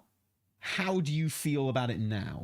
I'd be curious to hear. Like, I really think that, you know, by the time this ends, and I think 0.7 will be hot on, you know, it'll be coming out the week after, right? It'll be, you know, or like it's coming out on the 6th and 7th of January, right? That's when this patch is happening, which is kind of what we predicted anyway. And, you know, I've got a feeling people will be like, oh God, I got everything I needed weeks ago, just like I did in Pandaria Remix, right? There's that idea of like Remix came out, everyone was like, boom, boom, boom, we need more bronze, Liz, we're not getting enough bronze, come on dude, I can't believe I have to spend all the bronze like upgrading my gear and stuff like that. And like everyone was done within 3 weeks. Everyone had everything they wanted within 3 weeks, you know, and like other people took it slower and they got everything they wanted by the end. And you know, those complaints only existed for the first couple of weeks.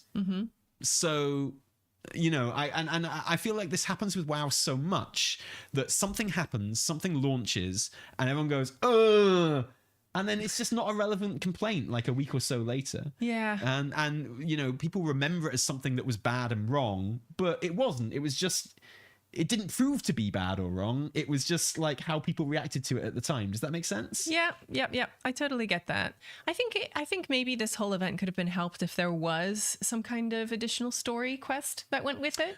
Yeah. You know what I mean? I feel like it just would have softened it a bit, because I would have loved to have something. Yeah, it could even be with Chromie, you know, but just something that delivers a little bit more story, because the story delivery has been really nice. I've really enjoyed getting like the Titan fragments. I've really liked getting that little extra bit of lore every couple of weeks. So now jumping into this and knowing that this is the whole patch, I think that also creates an expectation for people, right? Like knowing that like it's at the same time, it's too much and it's not enough. It's this kind of amazing thing that happens with MMOs, and particularly with WoW and like WoW players, where you've been given something, you have a time to do it in, and it's way too much to do. You're going to miss out. FOMO, FOMO, FOMO, FOMO. Also, I'm bored. There's nothing to do. Like, and it happens at the same time. And like, whether that means that people's kind of individual buttons aren't being pressed and they're not getting exactly what they want, or whether there's kind of a wider sense of like, they aren't hitting the right buttons for us. Yeah, it's a mix. I think it's a mix. Personally, I find, I understand it and I see it and I'm like, oh, I'm sorry that you feel this way. I don't feel that way because I've become, I don't know, with age, immune to FOMO. Like I'm like, oh, I'm not going to get that cool thing. That's all right. I'm going to make myself a cup of tea and read my book. Or, you know what I mean? Yeah. And I was doing the mount off today and I'm like, I missed out on loads of those mounts. And it's kind of funny. Yeah. It's kind of funny. So yeah, it is interesting seeing this from Belle and seeing the comments as well. That really threw me, was reading through the comments on our video and seeing the number of people who are like, I hate this. This is boring. This is too much. So I'm duty bound to kind of take people's complaints seriously, right? Absolutely. Like it's literally our job to I listen think and they are serious complaints. Yeah, I know, I agree, but I mean, I've just got a feeling it's not going to be a complaint in a couple of weeks. Once people have, and maybe I'll be wrong, but I just feel like I'm laying off it until I've had a couple of weeks to see what my kind of playing very casually token acquisition is and whether I'm going to be on course to get the things I want to get, right? And I can judge it properly then. I just don't think it's going to be an issue, honestly. Like, beyond the sets, with the first of which is quite expensive at 60, but I'd be surprised if I didn't have enough to buy one of the sets this week. Beyond those, like everything else, like even like the core hound mount is like 20 tokens. Yeah. Like all the transmog stuff beyond the sets is like 10 tokens each and stuff like that. It's pretty chill, and I just think it's gonna be okay. And also, like, looking at the things that Belle specifically points out here, like all the systems that he kind of lists, right? Mm-hmm. I like them all. You like crafting? I like crests. I like upgrades. I mean, that's the same thing, right? Yeah, crests. That's the same thing. But and then crafting, I engage in crafting more than I ever have done in WoW. Okay, fair. And it might be convoluted, but it's not complicated, and it's not like the main thing I like about crafting is it's something I actually do for myself now. I like how it was not a system that I ever engaged with before, but now I get into inscription at the beginning of the expansion. I don't even have to do much. I think my inscription skill is 50 out of 100 right now. And yet I have been able to craft myself a staff. Nice. I've been able to, just through getting crests in Mythic Plus and Heroic Raid, I've been able to craft myself a Mythic level staff, like 636, which is a higher level staff than I'm going to get doing any other content right now. So I'm like set for my weapon for the rest of the patch, and I will be able to upgrade that myself as the expansion goes on. And for me, that feels really satisfying and great. I love that I could make a staff, didn't have to max out my inscription to be able to have the skill to do that. I just had to get halfway. I didn't even need to do that really, and that was pretty natural. I haven't tried to increase it or whatever. And I was able to make my staff. It says made by Mivamwi on it. It's pretty awesome. Like, I get to upgrade it as the patches go by. I've always got a banging weapon with some cool effects on it and stuff.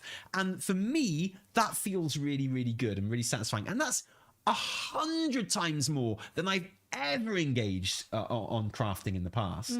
So, like, yeah, you might not like the crafting system, you might not bother with it, but relative to what you did with crafting before, like, is it worse? Like, did you used to engage with crafting more? No, exactly. So I mean, it's like, but I think it's pretty chill anyway. I like the crafting, and then to make money out of it and stuff, maybe that's a different matter. But I approach crafting from the point of view of, I want to craft my weapon. I'm going to wield a weapon crafted by me, and I'm going to hang on to it for the rest of the expansion, because I love artifact weapons, man. They're cool. So I get to make my own little artifact weapon every expansion, and I think that's really cool. And so for me, I get a lot out of that, and I think that's really good. Renown, I think, is great. I don't think people are engaging in Renown very much in this expansion. No. But I think that's fine. Well, because you don't have to. Well, exactly, like, You really don't have to. And I think that's the mistake people are making. Yeah. People are going into it, and maybe it's people coming back after being away for a little bit. I suspect some of it is that, but I think people are seeing all these things and they're approaching it with a very BFA mindset where they're like, there's so much I have to do. And it's like, actually, there's really not. There's lots to engage in if you want to. We've spent a long time getting to this point, and I really like it. Like, I genuinely think the game's in a fantastic, like maybe the best place it's ever been in, honestly, from a gameplay point of view. And yeah, I can't complain about any of the things in that list. In fact, I like them all, but obviously I want to hear about it if people feel differently, for sure. Yeah, for sure. Yeah. Definitely. So yeah, it's always going to be like this with the community. I think we're also nearing, the end of the year. It's the end of October. We've got a couple of months until Christmas. We have loads of, Americans will have Thanksgiving. People have the kind of like Christmas holidays, the end of the year holidays, New Year. So I feel like people just get itchy. Yeah. At this time of year, people just get itchy and they're like, I want more. I have too much. I want to be pleased in exactly the way I want to be pleased. Well, also, I was thinking about the comments on the YouTube video as well, and I bet this is true for Bell's video as well, because I know he's a pro YouTuber and I know he's going to go for this because we went for it, right? It's that thing of how to get everything you want to get. In the 20th anniversary event. So we presented it very much in that, here's all the ways you get crests. Here's all the ways you get bronze, I should say. Sorry. And you can do this weekly and you can do this daily and you can do this. And that sounds like a lot when you're just explaining it to someone, but we're literally telling you every single thing you can do. And I'm sure Bell's video is very much like, don't miss out. Get the things that you want to get. Get these things, because that kind of urgency sells YouTube videos and stuff like that. But it's a false sense of urgency. I think there's even just the way people's brains work. Like even just seeing a video like ours, which is like, here's a list of here's all the ways you can get currency. You see that and you're like, this is what I have to do. Because there are so many different ways, and I now I have to do all these things. Well, yeah, exactly. Right? And I think, I think it does. And even, honestly, even just seeing a thumbnail that says something like that, like all the ways you get bronze, all the things you got to get. I think even that just adds to a general kind of aura and feeling a certain way, And I also think that it's like anything, right? I defy you to take any system in any video game, like an MMO or like any RPG or action game. Like, explain to me like the gear upgrade system in Call of Duty, right? Explain to me the crafting system in God of War. Explain to me like the combat system in Baldur's Gate 3. Like, explain it to me, someone who doesn't play the game or hasn't played the game for a while, in terms of words, and explaining it to me without me having the thing in front of myself to play along with. And it's always going to sound confusing. Oh, of course. Like, that's the thing. And that's the case with any new WoW system or anything like that. Every time there is a new one, people are like, oh, it's so complicated. It's just another thing I have to learn. And yeah, when it's some bullshit YouTuber like me telling you about it, anything is complicated. Like, I could tell you how to change a tire on a bike. And if you haven't ridden a bike before, you're going to be very confused by this, right? So it is tricky and it is difficult, and every new thing always sounds convoluted and overly complex and silly and pointless when you explain it to someone. But then, like, the second you get into the game and actually see it yourself, you're like, okay, well, yeah, fine. I don't know why I was even worried about this. That's what I find a lot of time anyway. A lot of people don't like crests, but I think crests are amazing. I think, like, the gear upgrade system we have in WoW right now, and this is only my personal view. If you feel differently, that's absolutely okay. And, like, I value your opinion and I want to hear your opinion, right? Love that shit. Like, load us up. It's our job to know this stuff. But for me personally, I think that the gear upgrade system in WoW is so good right now. It feels great. I love that I can upgrade gear. I think it's brilliant.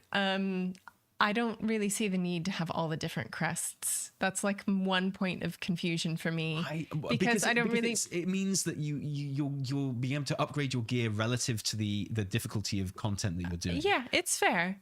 Like, but I remember finding there's a bit of a barrier, when crests first came out, and they're like, "This is how you do it," and I was like, I had to like watch a Nagura video and have him be like, please tell me how do I do this? It's all pretty straightforward. It's all intuitive, but it's like, I just wish there wasn't such a huge, like, I wish there weren't so many different kinds, because it gives the illusion of multiple currencies when like, I don't need that, you know? If Ian Hazacostas came out tomorrow on date night with me and was like, we're getting rid of Valor Stones. Like the upgrade system staying exactly the same in terms of crests, but we're getting rid of Valor Stones. I'd be like, that's a good change. Oh yeah, Ian. brilliant. Well done. Because that's like an extra one added on to like it doesn't. Yeah, exactly. I feel like crests are great, and crests are good, and I would keep that as an upgrade system. I think that's good. But yeah, if you told me you were going to get rid of Valor Stones, I'd be like, yeah, sounds good. Do it. The thing that kills me, and this is just because people like take in information in different ways, the fact that each of the crests have the same icon but slightly different colors. No, fuck I'm that. like, this is nonsense. This defies my brain. I literally have to hover over each one to see which one it is every time. Like, please just make them different icons. They're like digestible. Like, just change the color so they're not like purple, off purple, red in the same shape. Just make them different icons. For sure. Now listen, I've spent a long time defending this patch so far, which might come back and bite me in the ass, to be honest. Possible. But I do, and I know people are going to be angry that I've done that and call me a shill or whatever. So I feel like I should point out I do have like a genuine, and I think far more important criticism of this patch. Doesn't feel like a patch. Like, for me, the fact that this is an anniversary event and it can have as much content and as many rewards as you like, but it's never going to feel like a mainline 0.0.5 patch. It's never going to feel like a War Within patch. Like, it might very well be a patch's worth of content. It might very well be this great celebration. But the worry that I had when they announced this patch, I think is coming true. Absolutely. I hate to say it. But for me, the main problem with this is, and you know, I'm getting this feeling that some people in the chat agree with me, is that this doesn't feel like a War Within patch. And it will never feel like a War Within patch, and it's going to make the War Within feel like it had a worse patch cadence. Because it will. This is not a War Within patch. And I feel like the War Within is losing a lot of momentum, and I feel like, I'm just waiting for the next installment of the War Within. I love this anniversary event. It's really good fun. It's going to keep me entertained until January. Well, probably not, no. But I've still got my Mythic Plus season stuff to do then. Maybe they'll chuck in some story quests later on. I really hope so. My hopes aren't high, but I hope they do. But yeah, for me, at the moment, I genuinely feel like this is not a War Within patch. It hasn't had the same hype as I would feel for it. And sorry, I interrupted you. No, it's all right. No, I was just going to agree with you. It's just, you looking back on the War Within, you know, you look back on previous expansions and you're like, oh yeah, this patch was all part of this kind of wider story. This is not a War Within patch. It's just an anniversary patch. So I'm with you. I know Xalatath needs a little break. She needs a holiday, but I miss her. Yeah, no, me too. Like, genuinely. Yeah. Because this is taking up the place, and I get it, man. The 20th anniversary is a huge deal. Like we were just saying at the beginning of the podcast, how nothing has ever touched it. There's never been anything like it, sort of thing. And yeah, that deserves a celebration, but it feels like it's taken the place of a proper War Within patch, and that doesn't feel good to me. I've got to say. Yeah, and I know it's like an 0.0.5 patch, but yeah. It's still you kind of wish that. Yeah, and 0.0.5 patches, I think this probably has more content in it than your average 0.0.5 patch in Dragonflight, but it doesn't feel like a War Within patch. That's the problem. Yeah. Like, it's not the fact that there's not enough content or whatever. It's like, it doesn't feel of the expansion. It feels like it's taking the place of something from the expansion. You know? I get what you're it feels saying. like the expansion is lesser because of it, in a way. Which is a shame, because I love the expansion. It's really, really good. Yeah. Let's get on to our super chats to finish off, because we've got a few. Thank you so much if you did do a super chat. Are you going to read them, Evie? Chatters. Yeah, I'll kick off with JS. Thank you so much for the super chat. Do you think old Ironforge Earthen had a council similar to Dornagle's? Is that the origin of the Wildhammers, Bronzebeard, and Dark Iron clans? If so, were the extinct Ironforge clan the council war wards or the stone wards? Oh, sounds very likely. Yeah, good shout, honestly. And like I think, you know, the way that the Earth and Dornogal have a council would definitely suggest that that's just a natural way that the Titans kind of, you know, organize their underlings, or that they kind of naturally go into that. So it very well could be a trait that kind of carries on to dwarves as well. Yeah, it sounds very, very likely. There's probably some book somewhere that contradicts that and tells me why I'm so wrong. But yeah, I buy that. Absolutely buy that as a thing. Next one's from Buddy. Always so good to see you, Buddy. Cheers as always. Just want to shout out about how happy I am about. Oh, sorry, and there'd have been the Stone Wards for sure. Oh yeah, definitely. Yeah. Sorry, just to answer the question. That's sorry. Right. No, yeah, we didn't answer the question. Just want to shout out how happy I'm about transmog collection changes. Heck yeah, can finally earn class specific mog with anyone. Yeah. That's wonderful, and particularly with like the old questing stuff as well. It's not retroactive like it was when transmog first came in what I want to say, but like just a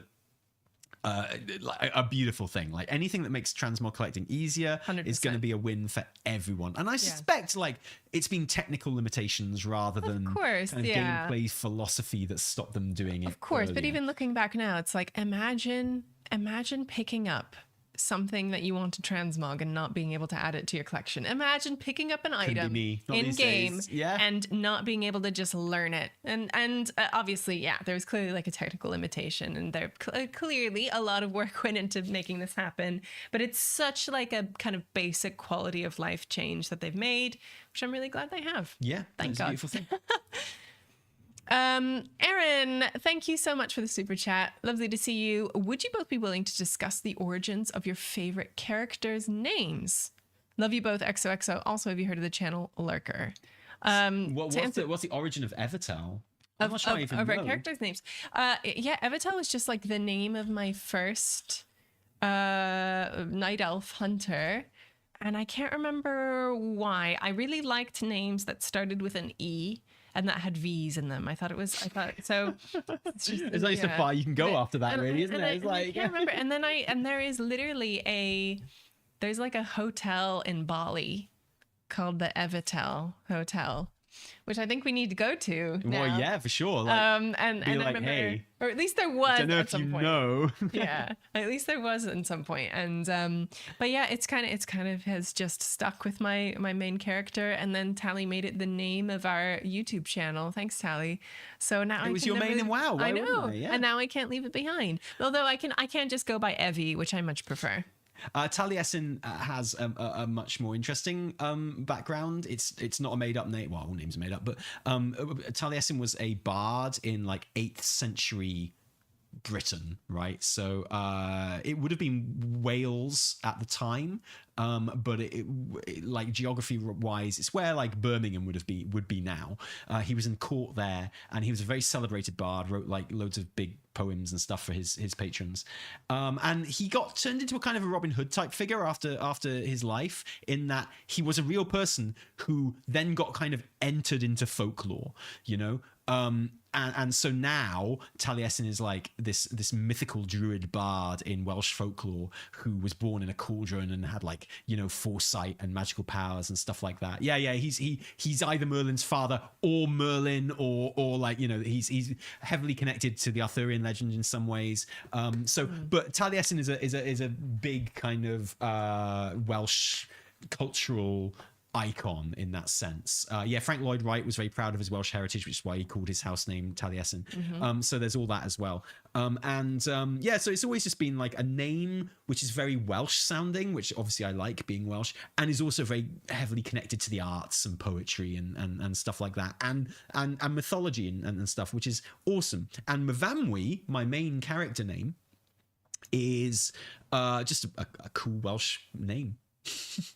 Simple as that. There's like a Welsh language song called Mavamwi, which male voice choirs sing a lot in this country, and then there's the character in Little Britain as well, right? Who's like the barmaid with the only gay in the village and stuff like that, which is the thing people know the name mostly from, I think. Okay. But yeah, anyway, that's where those names come from. Again, I try and choose cool Welsh names or names from Earthsea, basically. That's my naming convention. Allowed. Okay, next one is from Ara. Oh, good to see you, Ara. So, Miff, this one seems to be directed at you. With the game being 20 years old, how long do you think that it will last before they need to actually start again over patching on top of all that old code? Yeah, so it's a case of like, obviously the code that the game actually runs on now and the engine that the game runs on is completely different to the engine that it ran on in vanilla, right? Like famously, this idea that WoW, I know this isn't what you're saying, but this idea that WoW runs on this old engine that they have to kind of make work in different ways, it's just not true. Like the engine that WoW runs on now is completely different. But where they have the issue is the spaghetti code. There's so much like, there's literally millions of lines of code in this game written by maybe tens of thousands of devs at this point. And like, the vast majority of it is completely irrelevant or connected to things in weird ways. So like, that famous thing of you delete a tree in Stormwind and you might delete a dungeon in Orgrimmar or something like that, and it's, you just don't know invisible why. bunnies. Yeah, exactly. So and to be honest, there's no way you can really change that without, literally just doing a root and branch and replacing everything. But the amount that you would lose in doing that, because one of the great joys of WoW and one of the great charms of WoW, I think, is that you've got all of this stuff that doesn't really matter anymore, but that is still there, because that's world building, and that's like, that's a living world happening right there, and that's, it might not be a thing that even is relevant anymore. It might be this weird quirk that never got ironed out or something like that, but there's 20 years worth of it. And like, if you just created a new game with a new engine and completely fresh code, inevitably you're going to lose so much of that, and it's going to feel incredibly empty and bare and shallow as a result, no matter how much easier it makes to implement something like player housing or something like that. And one of WoW's great triumphs is that they seem to always be able to update and add new things. It might take them a bit longer, it might take them a lot more work and money to do it, right, but they can generally do it, right? Yeah, exactly. Yeah. So I don't know, I kind of hope they find a way to just keep building on top of the old spaghetti code and making it work rather than actually starting fresh. Like the engine now is completely different, and as long as they can keep doing that, I was listening to Pirate Software talking about this the other day, like as long as they can keep on doing that, then there's a charm in having 20-30 years worth of code like popping up weird like stuff all the time, honestly. Except for when it like completely borks your inventory and well, that too, yeah, and like deletes your that happens in new games as well. I know, so I mean, that's the thing, and like I think the fact that we've got all the spaghetti code and WoW's patch launches still are as good or smoother than other MMO patch launches if you look at them. One thing that being in games and being a gamer has taught me is that basically it's impossible to launch an MMO patch. Just always goes wrong no matter what the MMO is, there's not much they can do. I think they do well. It's still one of the best looking MMOs on the market. It's still one of the best playing MMOs on the market, and it's still got one of the best communities in games as well, certainly in MMOs. So it ain't broke really, or we're doing a good job at fixing it as we go. So I think that's good, right? I think that's great. I think it's a good place to be. Yeah. Next one up from 100% Not Thundas. Thank you, 100% Not Thundas. Loving my Drakthir Warrior. Instant main change. If I got this in Dragonflight, it would have been taken the #1 spot. Are you race swapping to any Drakthir? I need you to explain to me how often I can stay out of dragon form if I were to do this. I think 100%. I think you can always fight in your visage form. That's why they chose certain classes. Okay. That you could just stay in your visage form for. I believe that's true. So what have we got? We've got Hunter, Rogue, Warrior, Mage, Warlock, and something else. One other guy. Priest, of course, Priest. Sure. So are you gonna swap? I've already got every class in the game at max level right now, or which I'm working on. I don't know. I guess I can be a cool half elf with funny colored hair. That's pretty cool. Yeah, and can't argue with that. Jewelry. Yeah, I've seen people posting their half elves and they look cool. Yeah, if you really put some time into your visage form, I think you can. Yeah. Look, soaring, obviously, I think you. The reason I don't play much Evoker is because I have to like be a dragon when I do it, and I just don't. You know, whenever I go to click on my Evoker and level my Evoker, I'm like, do I really want to do this? Do I really want to be a goofy ass dragon? And the answer is more often than not no, and I'll go to a different character. And I don't want that with other classes as well, right? I can't help it. They're just not for me. I'm not slagging them. I'm just saying they're not for me. Yeah, it's fine. I might give it a try actually. We shall see. Neville and Erilyn, so nice to see you guys. Thank you for being here, and thank you for the super chat. When BlizzCon was canceled, they said, we're planning multiple global in-person events to commemorate the anniversary. Do you think that'll still happen? I still very vividly remember them saying those words. Yeah. We've had the event in Switzerland. We had the WoW concert, which was billed as a 20th anniversary event, which we went to, which was a joy and a pleasure. A little bird told me that there was going to be some kind of event, maybe, but nothing has materialized as of yet. No. So I'm kind of, I'm surprised considering we're coming up to the end of October. Yeah.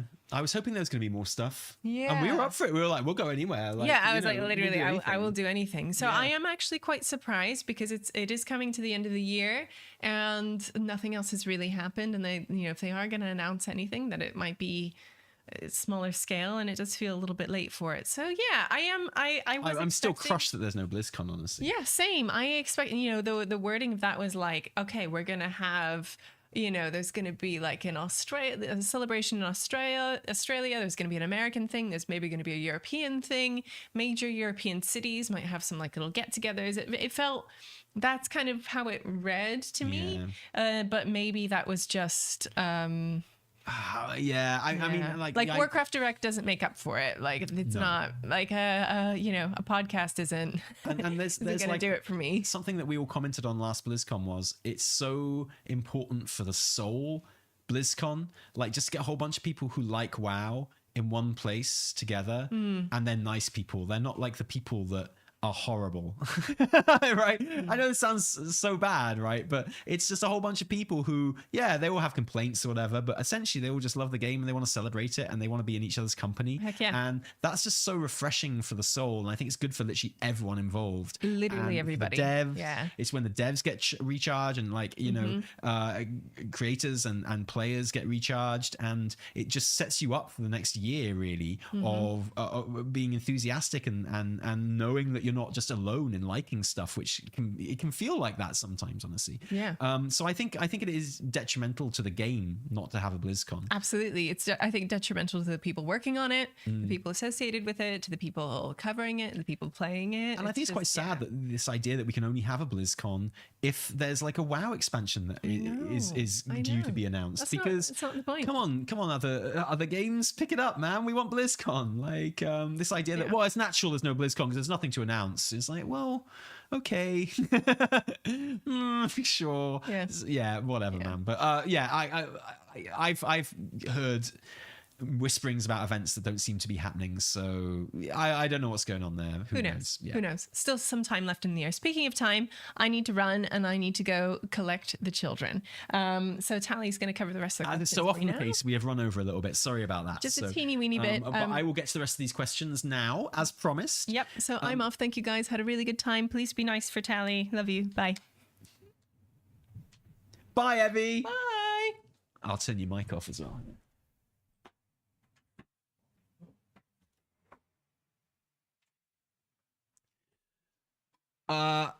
Caddy, hey T&E, a non-anniversary question if that's okay. In the lead up to the War Within, you were concerned about underground zone fatigue. Is that something that you felt in-game or seen others discussing? That's such a great question. It was something that I was genuinely worried about going into War Within, and I can't say I've noticed it so far personally.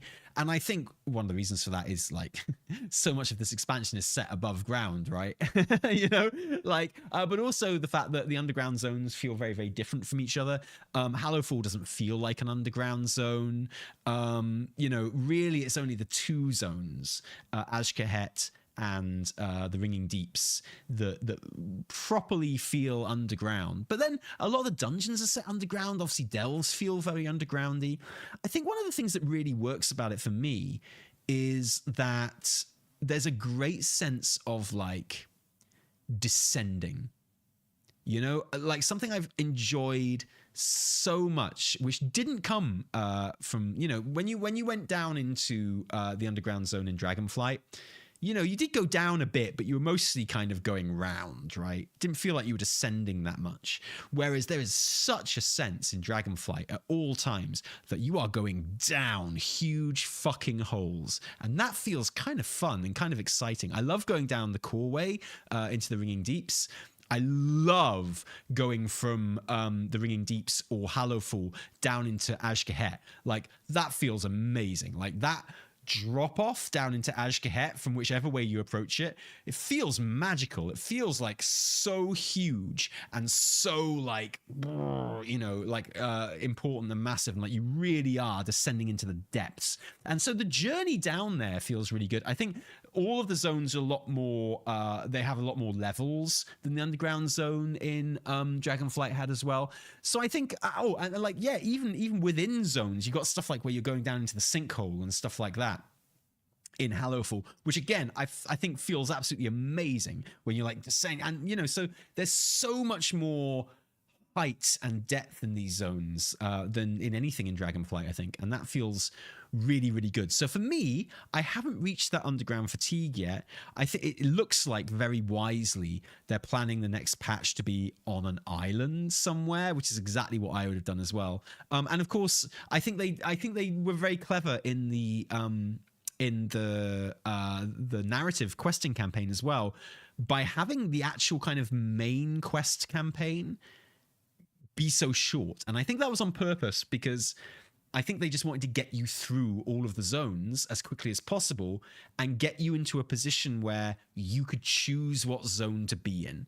So if you did start to feel claustrophobic in the Ringing Deeps, you know, that would you could always just go to a different zone and start doing side quests or world quests and stuff there. You know, there wasn't a sense of, and I think that's one of the things that really is why people have such bad memories about Vashira. What's the underwater zone in Cataclysm? Vashir? Oh shit, what's it called? But one of the reasons that felt like so claustrophobic, and one of the reasons people felt trapped in that zone, was because you were literally just in it for so long questing. Like the questing campaign in that zone is so long, and it's got like 2 false endings to it as well. There are like 2 moments after you've done so much questing where you think you're done with that zone, and it turns out you're not. Vashir, thank you. You know, so I think like getting you through all of the zones and then letting you go back to each one as and when you wanted to, and like, you know, spend as much time there as you wanted to, and then you can just move to whatever other zone you want as you feel fit. I think having that freedom has been very important to avoid like the underground fatigue. So I think they've done really, really well. And to the extent where I enjoy being underground because it's my choice, right? And yeah, it's really cool. So not for me, and I can't say I've really heard anyone else talk about it either. So if you are getting underground fatigue from the War Within zones, let me know. I'd love to hear from you, because I'd like to hear that opinion. Aril, awesome to see you, mate. The devs are going to have to do a seriously great job of giving people closure of current main characters to move into the next saga's main characters. Yeah, and they are, and I think you know, to a large extent they will. Obviously, you're not going to get like payoff for every single character, and that's the thing with WoW. You're never going to win, because you could give like every character you can possibly think of an amazing, satisfying like payoff to the World Soul Saga, and there'll always be some motherfucker on Twitter who's like, what about Tepatos? Oh, such a missed opportunity. They didn't do anything with Tepatos. Just shows you how little the writing team care. What about Tepatos, motherfucker? Like, you're never ever going to be able to kind of touch on every character and give everyone the payoff that someone thinks they deserve, right? And that's just the nature of the beast to a certain degree. And you know, not everyone needs to have their storyline told up by the end of the saga anyway, because they might feature in the next one. I don't think there's going to be a significant time skip between the sagas. I think it's just like, it's going to be like a Final Fantasy XIV style thing of, we are just presenting this story in the form of 3 expansions. And I think what that has achieved so far is given a lot of people a lot more trust in the story, because they know they've got plenty of time to sort it. So like, you know, if someone does disappear for a bit, it'll be like, well, we got the rest of the saga for them to come back and for them to sort that out. So I think it has brought Blizz a lot of slack, you know, and a lot of leeway and a lot of understanding when it comes to character arcs in the War Within. And I hope they don't squander that. I hope they do. I think they will. From what I've heard from the devs and the story team, you know, the fact they know exactly where they're going, they know what the ending is, they know the story they want to tell. I'm really, really hopeful that it's going to be very satisfying in that sense. Yeah. But I've been wrong before. But I feel like that's good. I saw that Preach video. I didn't watch it, but I watched like the first 5 minutes of it. I was like, I don't need to watch this right now. I don't need this in my life. So, but yeah, I feel like I didn't agree with his criticisms on the pacing of the story. It's like, I actually don't give a shit that half of the max level campaign came out 1 week after release. Actually, I quite liked it. So different strokes for different folks, right? Like, I especially with early access as well, right? I don't feel like there's any other way you could have done it. But, yeah. What about Lothraxion? My personal feelings of Lothraxion is that I hope he's not the Shadowlands spy. Like, I think he's a much more interesting character if he is just a legit, like, light-bound demon, right? I think that shit's much more interesting. So we'll see. This time next year, we'll already be in Midnight Alpha. I don't even think that's copium. No, I don't think that's copium either, buddy. I think that's spot on. I think we're looking at 18-month expansions from here. For sure, definitely. We're looking at 3 season, 2 major patches, 18-month expansions. I'd bet my cat on it. If I had a cat. Good morning, T&E. Hope all is well. From 100% not Thunders. What's happened to Thunders? I miss him.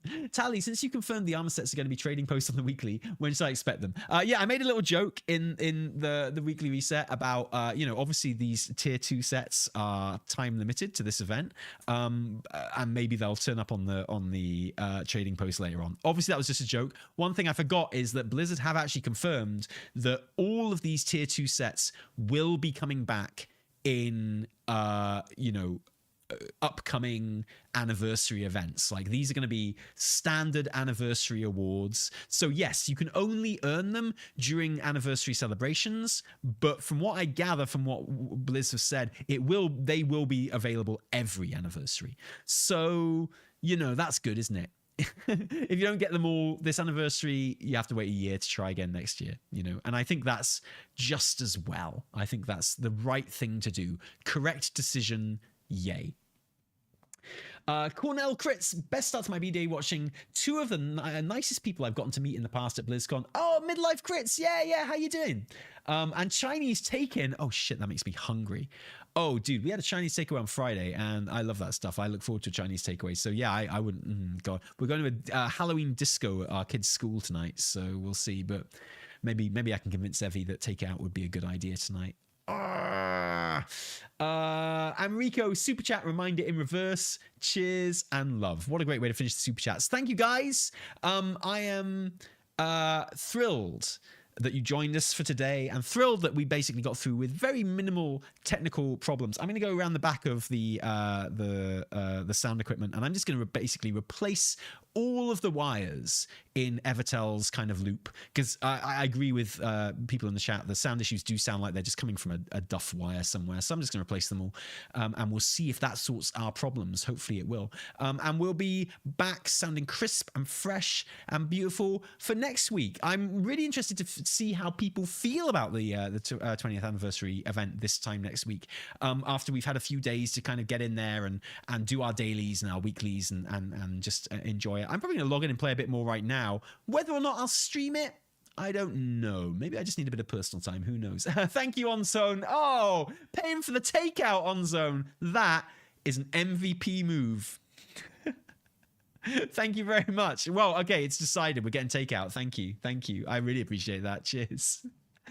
Thank you to everyone who purchased our spoiler bot, our red bot spoiler bot, by the way. We sold over 500 of those, which is a bit embarrassing with how many it is. That's brilliant. Thank you so much. Those will now go into production. I mean, I can't say when you'll be getting them, but you will all be getting them. And that's wonderful. Like Makeshift are a legit company. They're really cool. Like the quality is like off the chart. Having had the prototype in here for the last month or so, I can confirm it's a really, really good plushie. You will not be disappointed. I promise. You're going to really, really love it. So, hey, awesome. And, you know, maybe one day we'll make another plushie. Not for another year or so, probably, but we'll see. Thank you to everyone that joined us today. Thank you. If there is anyone, if I do manage to get this up on one of the other platforms, I hope you enjoyed listening to that. Thank you to everyone that joined us for the live recording of this. Sorry for the bit at the beginning where we stop and start again. If you're watching the VOD, thank you. I love that they made Elemental Shaman Mastery the best stat and then have no mastery in the new raid. Hey, ain't that the life, Kenshin Elite? Ain't that the life? But at least you got the new Ascension forms. They're pretty good. And Shaman, dude, Shamans are not allowed to complain about anything in the War Within so far. Not at all. Guys, thank you so much from me, Taliesin, and Evitel as well. Until next time, cheerio.